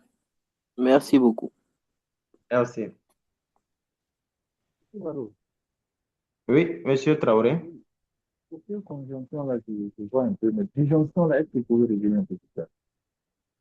OK, pour la disjonction. Donc, disjonction, c'est un seul élément à lui seul qui est nécessaire pour que deux autres faits se réalisent. Donc, ici, par exemple, comme l'exemple que j'ai pris, pour aller soit à l'université publique ou privée, il faut obligatoirement qu'on ait le bac. Le bac devient obligatoirement le passeport. Donc, d'autres vont vous dire que, par exemple, s'il a le permis général, il peut soit utiliser, il peut soit rouler donc dans un véhicule léger ou dans un poids lourd, par exemple, parce que le permis, lui seul, lui donne plusieurs possibilités. Donc, dans l'arbre donc, des faits, on va voir qu'attention, pour qu'il roule, ou soit vous allez voir un accident arriver, dans la recherche des faits, vous allez voir que, attention, non, ces deux faits-là, pour que ça se matérialise, il faut une seule condition. Mais est-ce que la condition était respectée? C'est ce que nous, on veut rechercher, voir. Donc, on va voir qu'en fait, soit il a le permis de façon générale, donc, il a le choix. Aujourd'hui, le travail se lève, il dit que j'ai le permis général, je peux rouler le poids lourd. Demain, il va rouler le poids léger. Et c'est ce qui a entraîné donc quoi? L'accident. Mais dans la reconstruction des faits, vous allez voir que, ah, tiens, désormais, il faut qu'on les scinde pour qu'on n'ait plus quelqu'un directement à pouvoir gérer donc l'ensemble donc des véhicules parce que ça peut l'éloigner donc de l'automatisme. Donc, dans la reconstruction des faits, vous allez voir dans un certain moment, attention, ici, c'est la disjonction. Non, ou encore ici même, c'est la conjonction dans la construction donc, des faits. Donc, voici un peu.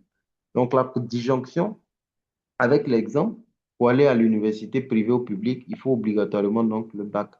Pour rouler tout type de véhicule, d'engin, il faut un permis, par exemple, général. Et il y en a plusieurs exemples, par exemple.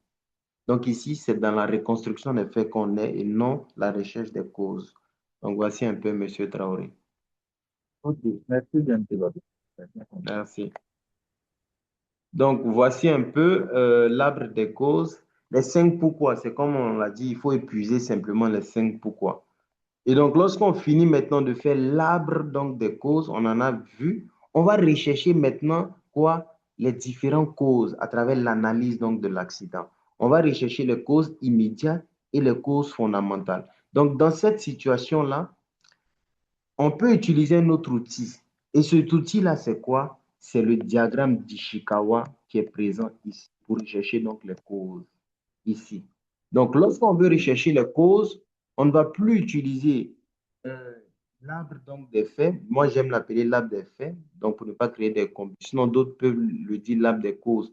Mais ici, maintenant, pour analyser, on a fini de rechercher les faits. Donc, on va venir faire quoi maintenant? Rechercher les causes. Donc, on peut utiliser le diagramme d'Ishikawa.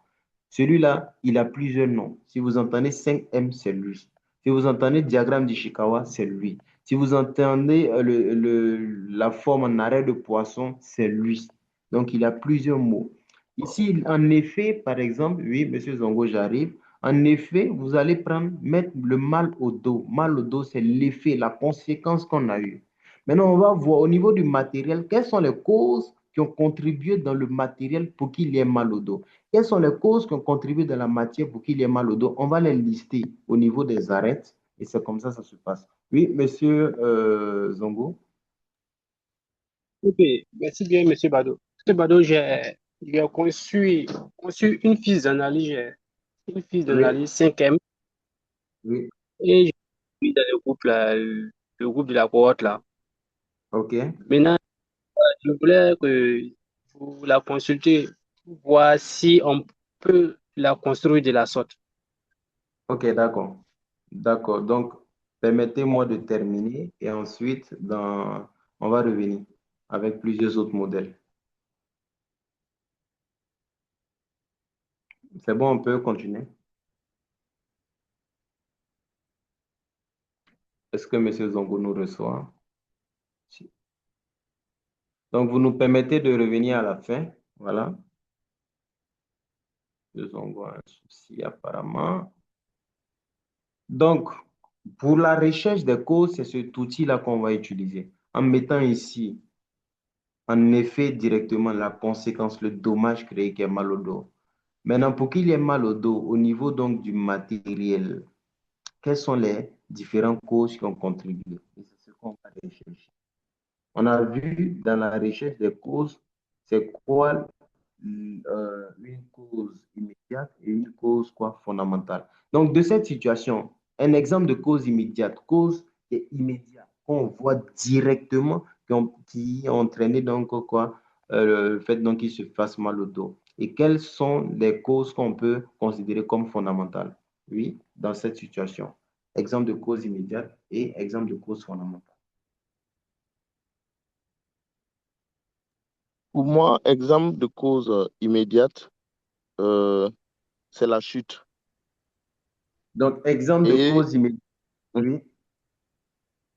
et pour la cause fondamentale, là, ça, c'est euh, la présence de l'huile sur la plaque. La présence de l'huile sur la plaque. OK. Un autre exemple. de cause immédiate. Donc, quand on parle de cause immédiate, la cause, une cause directement, qu'est-ce qui a entraîné? Il s'est fait mal au dos, c'est la conséquence. Mais c'est parce qu'il a chuté qu'il s'est fait mal au dos. Donc, quand on parle de mal au dos, par exemple, c'est la conséquence de l'acte, en fait. Donc, raison pour laquelle nous, on fait allusion, on fait la différence entre le danger. Le danger, c'est ce qui peut entraîner le dommage. Donc, par exemple, ici, dans cette situation, on va voir quel était le danger. Peut-être c'est le sol qui était glissant. Ensuite, quel est le risque? C'est la chute. Mais maintenant, s'il chute là, parce qu'on sait que le risque, c'est la probabilité donc entre donc l'exposition au sol qui est glissant et quoi? À la gravité au cas où ça arrive. Et la gravité maintenant va se manifester par quoi? Par mal au dos. Parce qu'il pouvait chuter, tomber sur ses fesses, excusez-moi pour le thème, et se relever par exemple. Donc voici un peu la nuance. Donc quelle est la cause immédiate, Monsieur Nikema?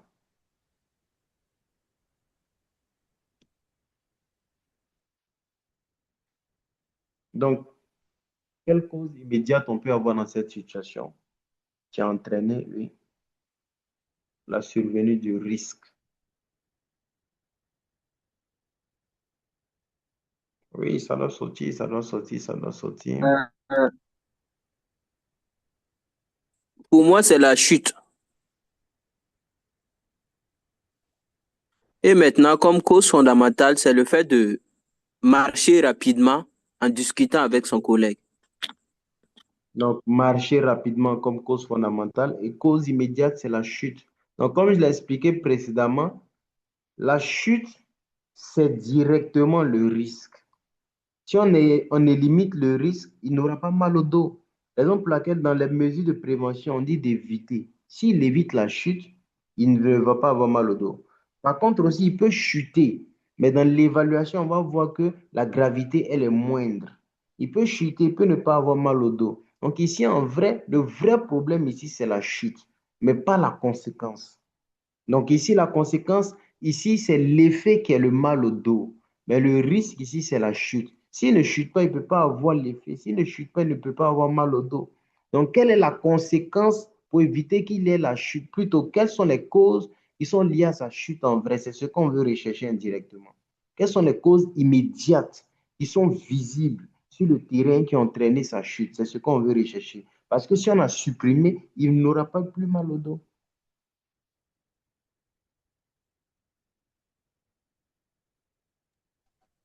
Donc, moi, je dirais que la cause immédiate, c'est le fait qu'il a posé son pied sur la plaque, voilà, où il y avait de l'huile là-dessus.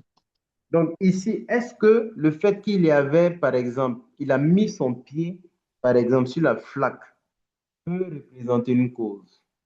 Parce que nous, HSE, c'est ce qu'on doit pouvoir rechercher pour mieux éliminer, éviter le risque. Est-ce qu'en vrai, ici, on peut la considérer comme cause immédiate? On est un peu pris par le temps, donc on va aller. Donc ici, c'est parce que l'huile était présente sur le plancher qu'il a mis son pied dedans. Parce que si l'huile n'était pas là, il allait faire son chemin normal. Donc ici, la cause n'est pas liée au fait qu'il ait mis son pied, mais au fait que lui-même soit dans un endroit où il ne doit pas être. Et en ce moment, comme mesure qu'on va prendre, on va voir que peut-être il y a une défaillance au niveau de la maintenance. On n'a pas un réservoir, par exemple, pour pouvoir recueillir l'huile. Et c'est ce qu'on peut corriger. Mais sinon, on ne peut pas éviter à quelqu'un, par exemple, de mettre le pied. Vous allez lui... Parce que s'il n'y a pas d'huile, il ne va pas marcher sur l'huile. Il n'aura pas la possibilité d'être exposé à marcher donc sur l'huile. C'est la présence de l'huile qui entraîne donc quoi? La cause immédiate.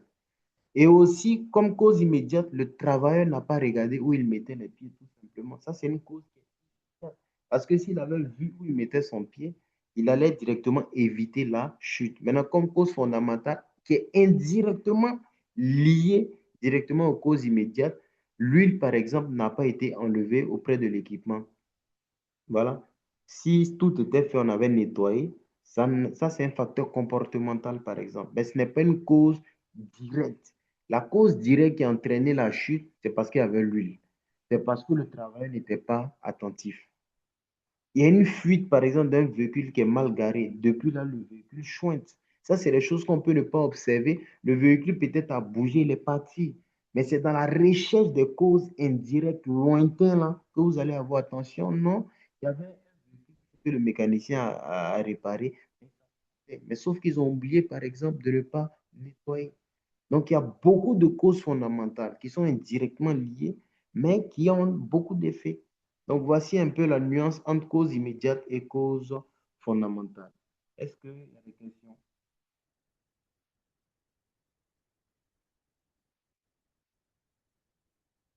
Oui, question ou est-ce qu'on peut avancer? Donc, l'objectif donc, de tout ça, c'est pour éviter, comme Frank Beard nous dit, on va éloigner, on va déjà contrôler le danger. Parce qu'on ne peut pas supprimer le danger, mais on peut éviter, on peut supprimer le risque. Les dommages que le danger peut créer là, on peut arriver donc à le supprimer, on peut arriver à l'éliminer. Et si on ne peut pas l'éliminer, on va proposer des mesures réduites. Et c'est pour cela ici, on nous dit de pouvoir éviter donc quoi? Tout ce qui est comme déviation indirectement lié au danger, mais qui peuvent entraîner un incident, d'un incident à quoi? Un accident comme on l'avait vu donc, de façon. Tout simplement, la recherche des causes nous permet de pouvoir identifier quoi? Proposer des mesures correctives dans l'immédiat pour corriger et en faire des mesures donc préventives aussi donc pour éviter même que ça n'arrive. À travers donc un bon plan d'action. Parce que quand un accident arrive, on va voir qu'est-ce qui n'a pas marché au niveau donc du matériel. Le matériel, ça ne dépend pas du HSE. Donc, il va mettre dans son plan d'action peut-être désormais les maintenances préventives, il faut réparer les fuites, il faut construire des réservoirs pour recueillir donc, puis d'huile. Tout ça, il n'est pas responsable. Donc, il va mettre des responsables, soit le chef ici, il va lui donner une deadline pour pouvoir le faire. Et ensuite, lui, il va faire le suivi tout simplement. Pour que demain, si ça arrive, c'est que c'est le responsable qui n'a pas fait son travail à l'échéance donnée. Le HSE, lui, par contre, a fait son travail. Donc, voici un peu comment donc on arrive donc à faire l'enquête, ensuite l'analyse donc des accidents, tout simplement pour faire ce qu'on appelle quoi, le suivi. Donc, tout ça, ça doit être consigné bien sûr dans un rapport. Il faut faire un rapport. Et les statistiques vont nous permettre donc de pouvoir donc les identifier, les marquer pour faire maintenant un bilan général. Quand vous partez par exemple en mine, vous allez voir on a fait, ils vont vous dire qu'on a fait 5 millions d'heures sans LTI, sans MTI. Ils vont citer donc des statistiques. Et c'est ce qui sont rattachés donc aux accidents et même surtout donc aux fatalités. Donc, est-ce qu'il y a des questions? Ensuite, on va voir les autres outils. Donc, en attendant, je vais voir Monsieur Zongo dans le groupe. Oui, en attendant, est-ce qu'il y a des questions?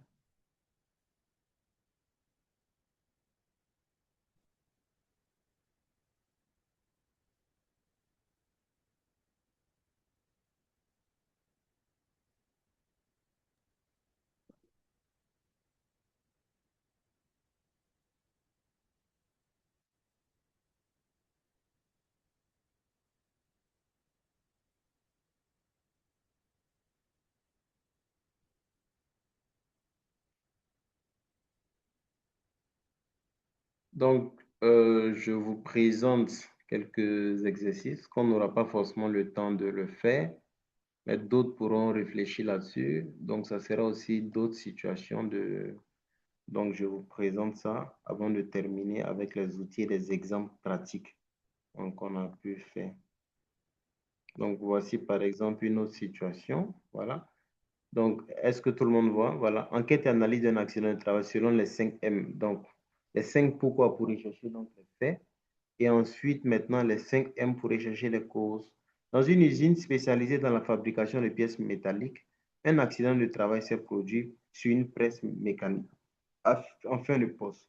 Un opérateur récemment affecté à ce poste a été grièvement blessé à la main gauche alors qu'il procédait à un nettoyage rapide de la machine.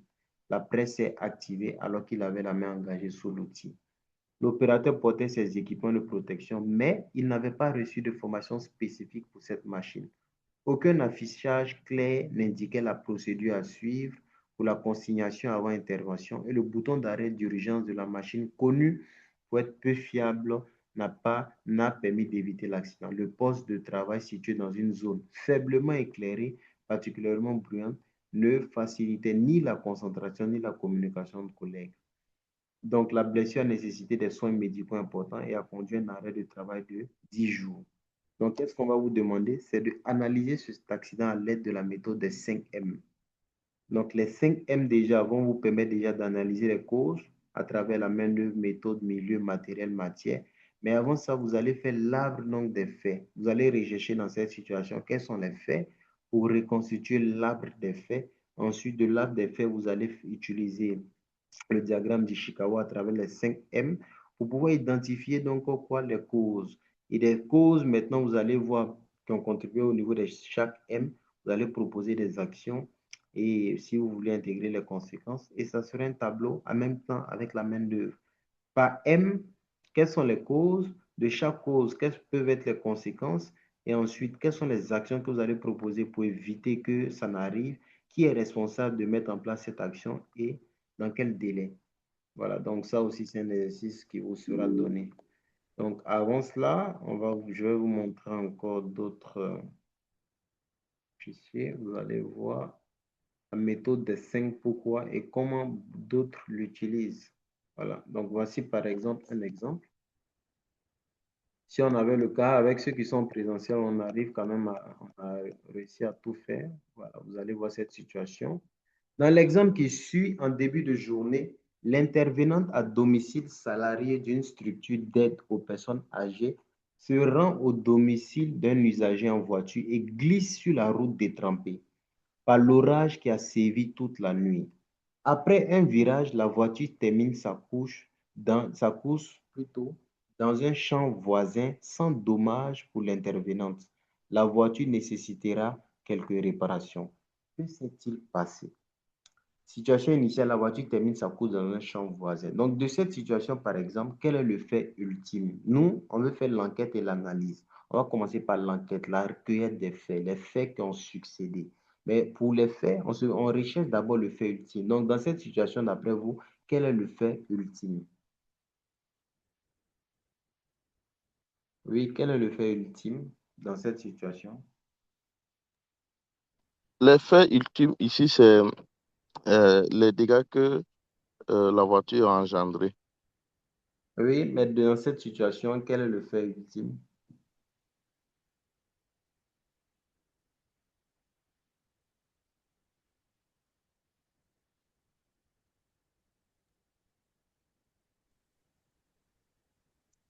Donc, dans cette situation, oui, quel est le fait ultime? Quel est le fait ultime?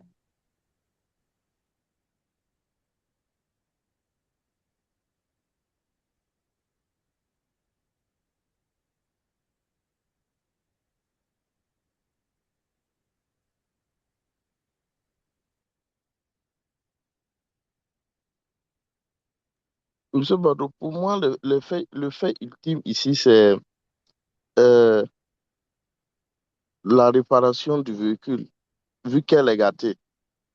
Oui, Puisqu'on dit ici que il n'y a pas eu de dommages pour l'intervenant, mais oui, le véhicule est gâté.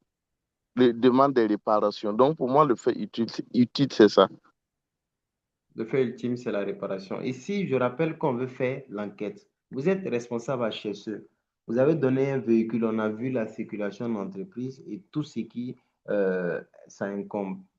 On vous contacte, voici la situation qui s'est passée. Vous allez rechercher, comme on le dit souvent, il y a quoi? Qu'est-ce qui est arrivé dans la situation? Il y a une situation générale. Vous allez voir le fait ultime d'abord pour voir maintenant. Ensuite, maintenant, du fait ultime, vous allez voir qu'est-ce qui est arrivé. Et quand les gens même arrivent sur un lieu d'accident, on demande il y a quoi? On va dire, ah, il est blessé. Ou soit, ah, il est mort. On va dire, mais il y a eu quoi et puis il est mort. On va rechercher les autres faits. On va dire, là, il roulait, il faisait ci, voici, voici, voici. Donc, dans cette situation, quel est le fait ultime? On a Go Issouf, plutôt M. Bakwan qui a écrit dégâts sur la voiture. Ici, dans cette situation, en nulle part il n'est mentionné dégâts sur la voiture. Go, il souffre dégâts sur la voiture. Ça, ce n'est pas le fait ultime. Ici, dans cette situation, quel est le fait ultime?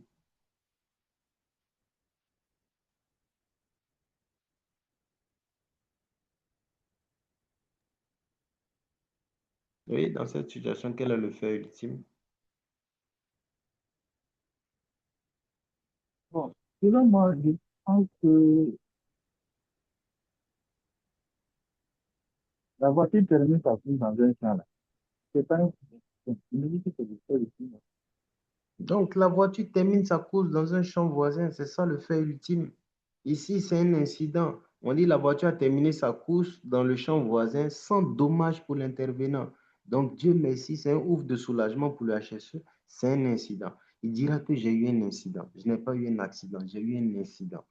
Donc, la voiture, c'est la conséquence dans cette situation qui se présente, dans ce pourfus qu'on lui rapporte ou quand il reçoit l'appel, il va voir, mais on va dire, la voiture a terminé, ou même la voiture, nous, on dira, la voiture, par exemple, a fait une sortie de route. Elle s'est retrouvée dans le champ voisin. Ça, c'est le fait ultime. Maintenant, on va voir quels sont les faits qui ont contribué à ce que le fait ultime arrive. Donc, on va rechercher les faits. On va voir que, par exemple, il y en a plusieurs, c'est parce que le temps ne nous permet pas. On va rechercher les autres faits qui ont contribué à ce que la voiture termine sa course dans le champ voisin. Donc, il y en a plusieurs. On peut les citer de façon chronologique ou pas. Mais on voit que ici, par exemple, il y a eu l'orage qui a sévi toute la nuit. C'est un fait. Il n'est pas discutable. La route, on nous dit que la route était détrempée. C'est un fait. On nous dit que quoi, la voiture glisse. C'est un fait. Les autres, si vous voulez, on peut le mettre, on peut rechercher aussi d'autres faits, voilà, qui ont contribué. Donc, pourquoi la voiture termine sa couche dans le voisin, plutôt dans le champ voisin? Parce que elle a glissé sur la route détrempée. Pourquoi elle a glissé déjà sur la route détrempée, par exemple? Parce que plutôt, il y a eu un orage qui a sévi qui a sévi toute la nuit. Donc, ce qui a mouillé la route. Donc, raison pour laquelle la route était détrempée. Pourquoi il y a eu l'orage toute la nuit? On ne peut répondre à cette question. Raison pour laquelle on nous dit d'utiliser les 5 pourquoi dans la recherche donc des faits. Tout simplement. Donc, voici l'ensemble des faits qui ont contribué à ce que dans cette situation, je précise, la voiture termine sa course dans le champ voisin.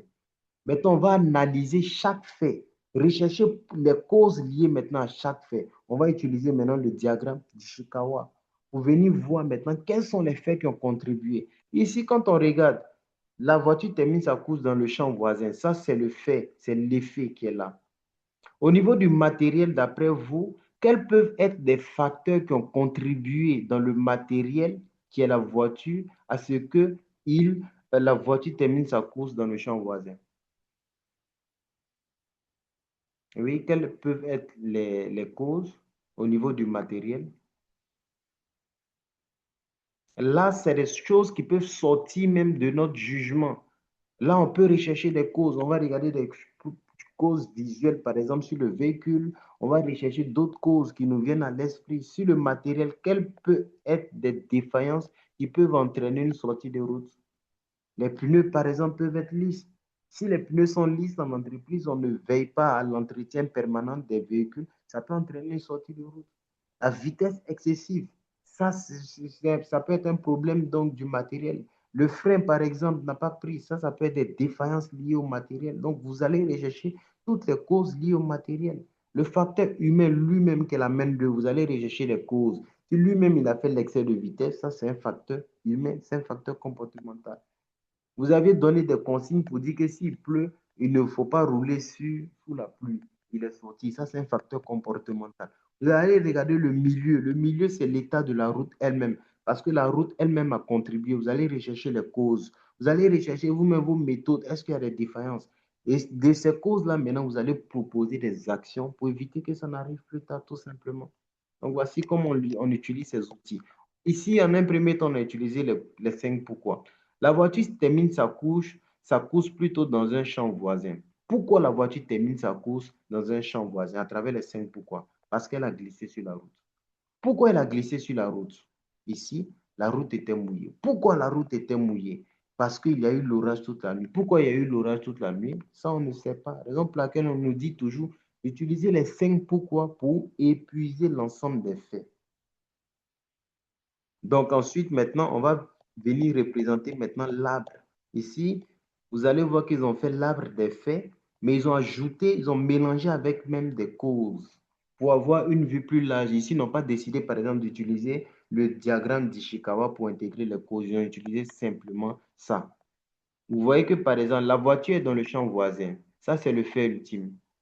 Quel est le fait précédent qui a contribué? C'est parce qu'elle a glissé sur la route qu'elle a fait une sortie de route. Quel est le fait qui est rattaché au fait qu'elle soit glissée? C'est parce qu'elle n'a pas tenu sur la route. Et pourquoi elle n'a pas tenu sur la route? On va voir qu'il y en a 2 faits obligatoirement qui doivent être nécessaires pour qu'elle ne tienne pas sur la route. Ici, ils ont utilisé quoi d'après vous? Ils ont utilisé la conjonction tout simplement.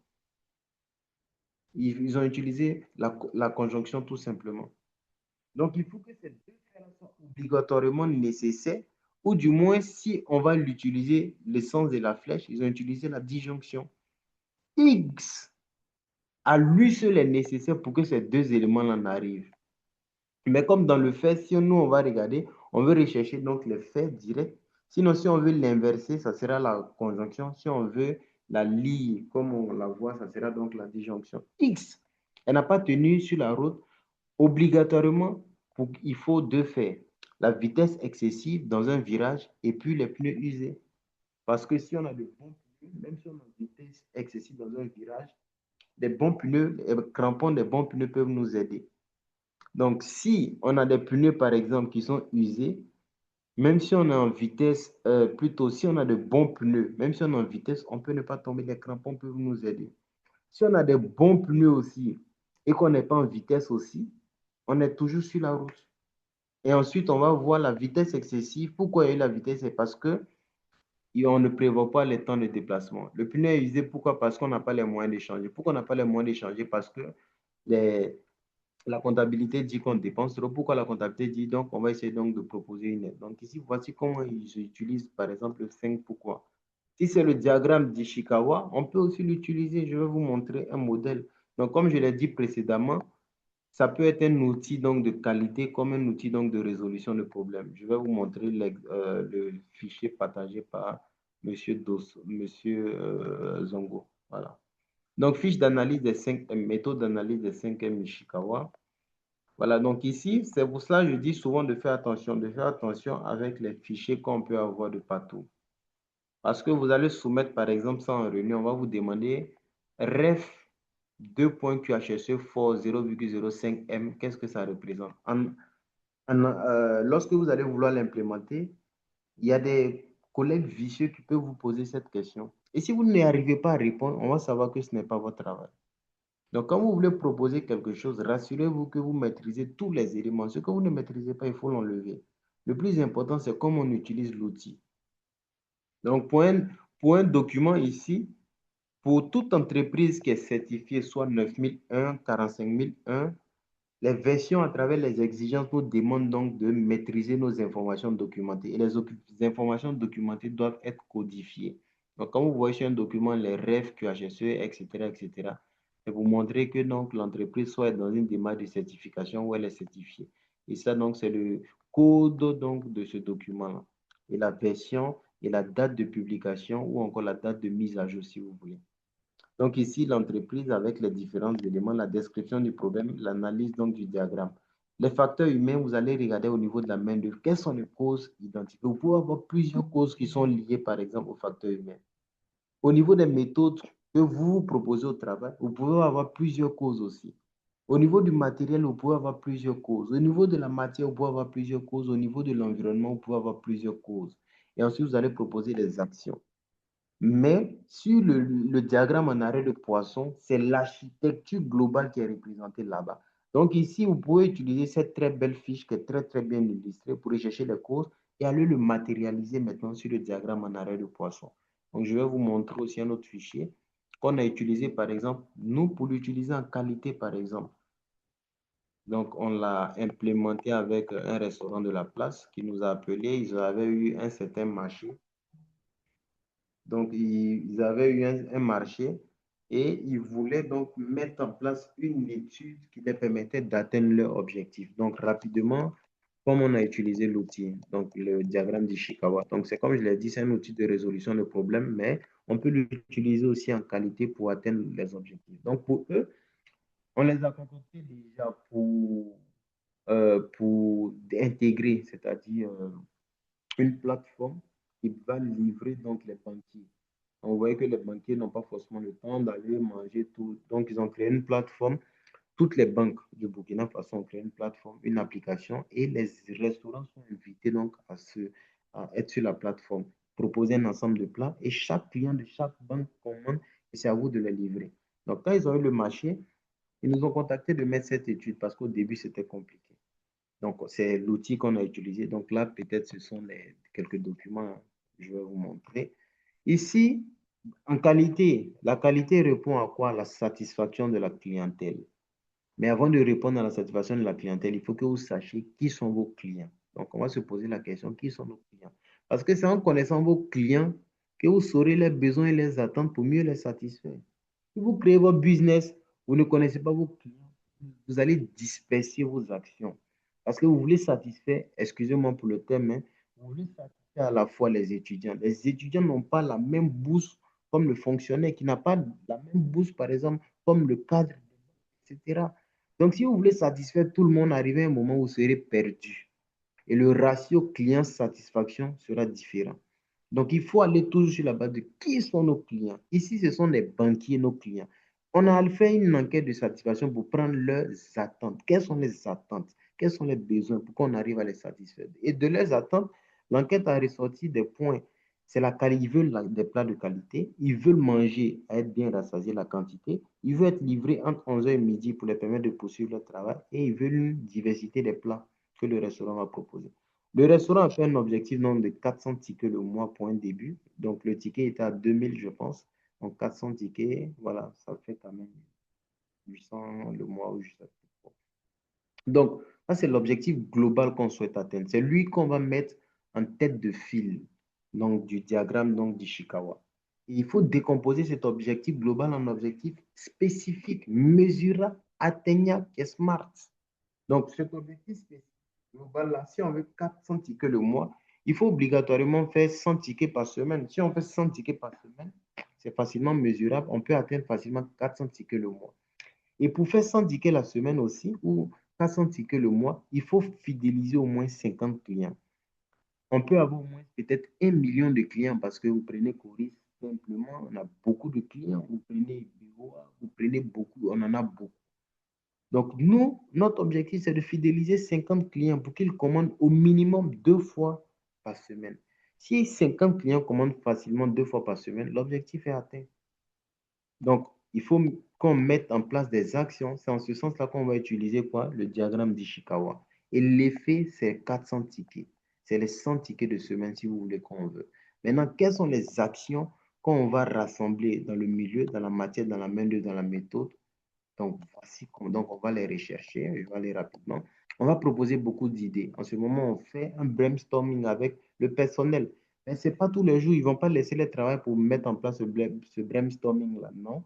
On va demander 1 heure, par exemple, chaque jour, 1 heure, 2 fois par jour. Je ne sais pas trop. On s'entend avec eux. On discute avec, choisit quelques membres de l'équipe et on fait la réunion avec, on discute, on réfléchit. Donc, on les partage des bouts de papier. Au niveau de la main-d'œuvre, on doit faire 500 tickets par semaine. Tout ce qui vous vient à l'esprit comme idée, écrivez.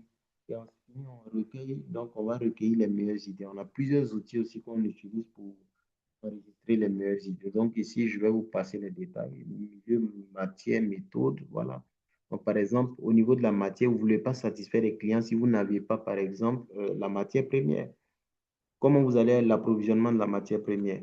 On vous dit aujourd'hui que le riz est fini. Comment vous arrivez à satisfaire les clients? Donc, c'est voilà. Et lorsque c'est fini, on va prioriser quoi? Les meilleures idées. Et pour éviter de léser les gens, on peut utiliser plusieurs outils, le vote pondéré simple, le vote pondéré aussi, donc avec plusieurs facteurs, tout et tout. Donc, une fois que c'est bon, voici comment les idées vont se représenter. Donc, voici un peu comment le diagramme d'Ishikawa ici est utilisé. On numérote donc les idées. Si c'est dans la résolution du problème, le problème est ici. De chaque facteur, on va rechercher, on va lister les causes. Ici, vous voyez qu'on a l'architecture globale qui permet donc de montrer la structure de notre diagramme. Donc, voici un peu comment ça se passe. Ici, si on veut l'utiliser en qualité, on veut faire 100 tickets par semaine. Au niveau du milieu, quelles sont les idées? Quelles sont les actions qu'on doit mettre en place? On les numérote. Matière, quelles sont les actions? Méthode, quelles sont les actions? Matériel, quelles sont les actions? Les cuisiniers vont dire il faut plusieurs fours à gaz, il faut le matériel, etc., etc. Et ça permet donc de mettre en place un bon plan d'action. Voilà, un bon plan d'action, responsabiliser les actions, mettre en place donc un budget et présenter au patron. Vous voulez donner des objectifs au travers. Voici le rôle que chacun doit pouvoir aussi donc mener. Donc, voici un peu un exemple. Donc, la recherche des informations aussi peut se faire à travers donc, ce questionnaire ou cette fiche dont vous aviez. Donc, voici un peu l'ensemble des outils qu'on devrait voir. Il est 22h08. Est-ce qu'il y a des questions?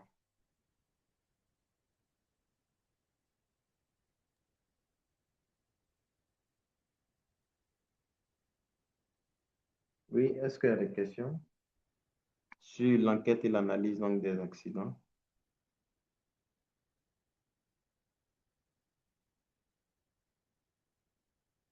Est-ce qu'on me reçoit aussi?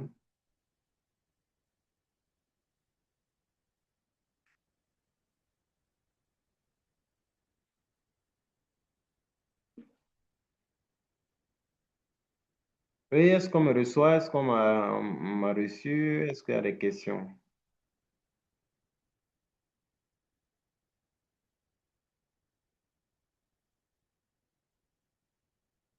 Donc, pour terminer, donc si on veut utiliser le diagramme d'Ishikawa, vous allez voir ici, ça ne sera plus les causes. Non, ça sera des actions qu'on doit mener au niveau donc de la main-d'œuvre pour atteindre notre objectif. Mais si on veut l'utiliser en résolution de problèmes, là, ça sera les causes et les solutions. Mais si on veut l'utiliser pour atteindre un objectif, par exemple, non, là, ça sera les actions. Parce qu'avec Pareto, on a vu que il faut voir les bonnes actions. Il y a des actions qui ont des bonnes portées. Et c'est ce qu'on doit pouvoir rechercher lorsqu'on utilise Ishikawa en qualité et Ishikawa en résolution de problèmes.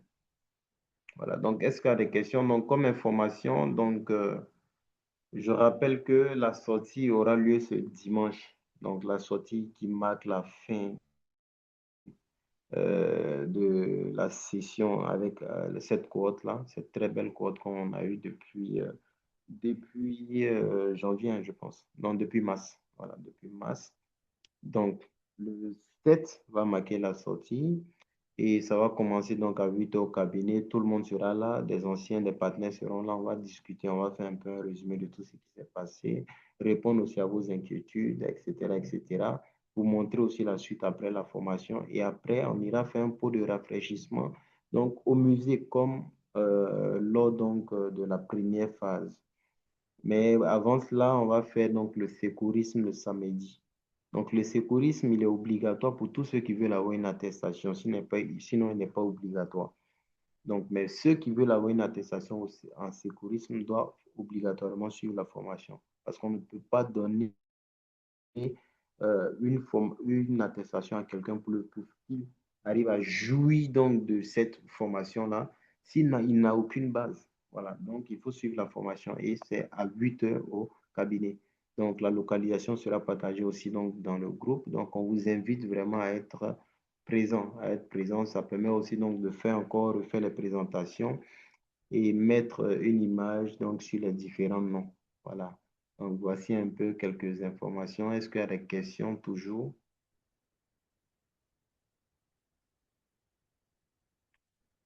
D'accord, donc s'il n'y a pas de questions, j'espère encore avoir été à la hauteur, voilà, de ce module-là, enquête et analyse des accidents. Le prochain rendez-vous, on verra dans la semaine prochaine, parce que dimanche, on se verra au musée, donc c'est pas évident donc, qu'on ait cours, mais on verra la semaine prochaine pour les prochaines séances. D'accord, donc sur ce, n'hésitez pas, le groupe, il est ouvert. Posez des questions. S'il y a toujours des trucs, il faut poser des questions. Monsieur Traoré, allez-y. Oui, je voulais savoir, et le dimanche, là, on va finir vers quelle heure comme ça? Parce que Le, je suis en train de voir le dimanche, Le Généralement, dimanche, ça oui. finit à quelle heure? Déjà, quand on fait la sortie, on n'a pas vraiment de... L'idée déjà du rafraîchissement qu'on met, c'est ce cadre convivial-là qu'on veut créer. Donc, chacun a son heure. S'il arrive que votre heure est arrivée, parce qu'on fait tout pour qu'à 11 heures, on est au musée. Donc, de 11 heures, par exemple, souvent, on reste là-bas jusqu'à 19 heures. Parce qu'on veut discuter, on discute, on discute. Et rien n'est à payer, tout est à la charge de l'ISK. Donc, c'est en griffe, c'est pour manger, boire la bière pour ceux qui consomment l'alcool, la sucrerie pour les autres, et on discute. Donc, celui qui sent que son heure arrivée, il s'excuse et il rentre. Donc, voici un peu. Ok, merci bien. Voilà, donc c'est un peu ça. Donc, on vous invite vraiment à être présent. Oui, monsieur Nikema. Monsieur Baroma, je voulais juste vous rappeler pour certains exercices que je n'ai pas encore eu de réponse. Certains exercices. Oui, OK, par exemple, oui, l'exercice sur le samedi, tu peux sur l'identification des codes là. OK. Les codes. Voilà. OK, d'accord. Code Donc, danger, déjà, code oui, danger, code voilà, danger. code danger, d'accord. Donc, Merci. déjà, je profite en même temps de m'excuser. Ces derniers temps, j'étais beaucoup, beaucoup occupé. Donc, ça fait qu'il y a cette cohorte, il y a des cohortes passées, à chaque fois des sollicitations. Donc, sur WhatsApp, que ce soit moi avec M. Nikema, peut-être d'autres vont voir que l'interaction souvent n'est pas directe. Donc, souvent, on peut vous écrire d'ici que vous revenez, le premier message est parti en dernière position, on a d'autres fils. Donc, souvent, on finit le travail, il faut rentrer à la maison et c'est la nuit qu'on va regarder certaines choses. Donc, souvent, ça fait qu'on peut quand même oublier. Donc, essayez par exemple de me réécrire. Voilà. Donc, si vous arrivez à étiqueter les messages, voilà, je vais revenir là-dessus et puis corriger. Sinon, souvent, c'est l'oubli. Voilà. Ok, Donc, on va d'accord, revenir merci. là-dessus. Ouais, on comprend avec la pression sociale et professionnelle aussi, souvent, c'est pas facile. D'accord. Est-ce qu'il y a d'autres questions? D'accord. Donc, sur ce, merci beaucoup. Merci pour votre présence. Voilà. Merci aussi à Monsieur Zongo pour ce très beau support-là. Monsieur Ouattara a son micro ouvert. Si c'est pour intervenir, allez-y.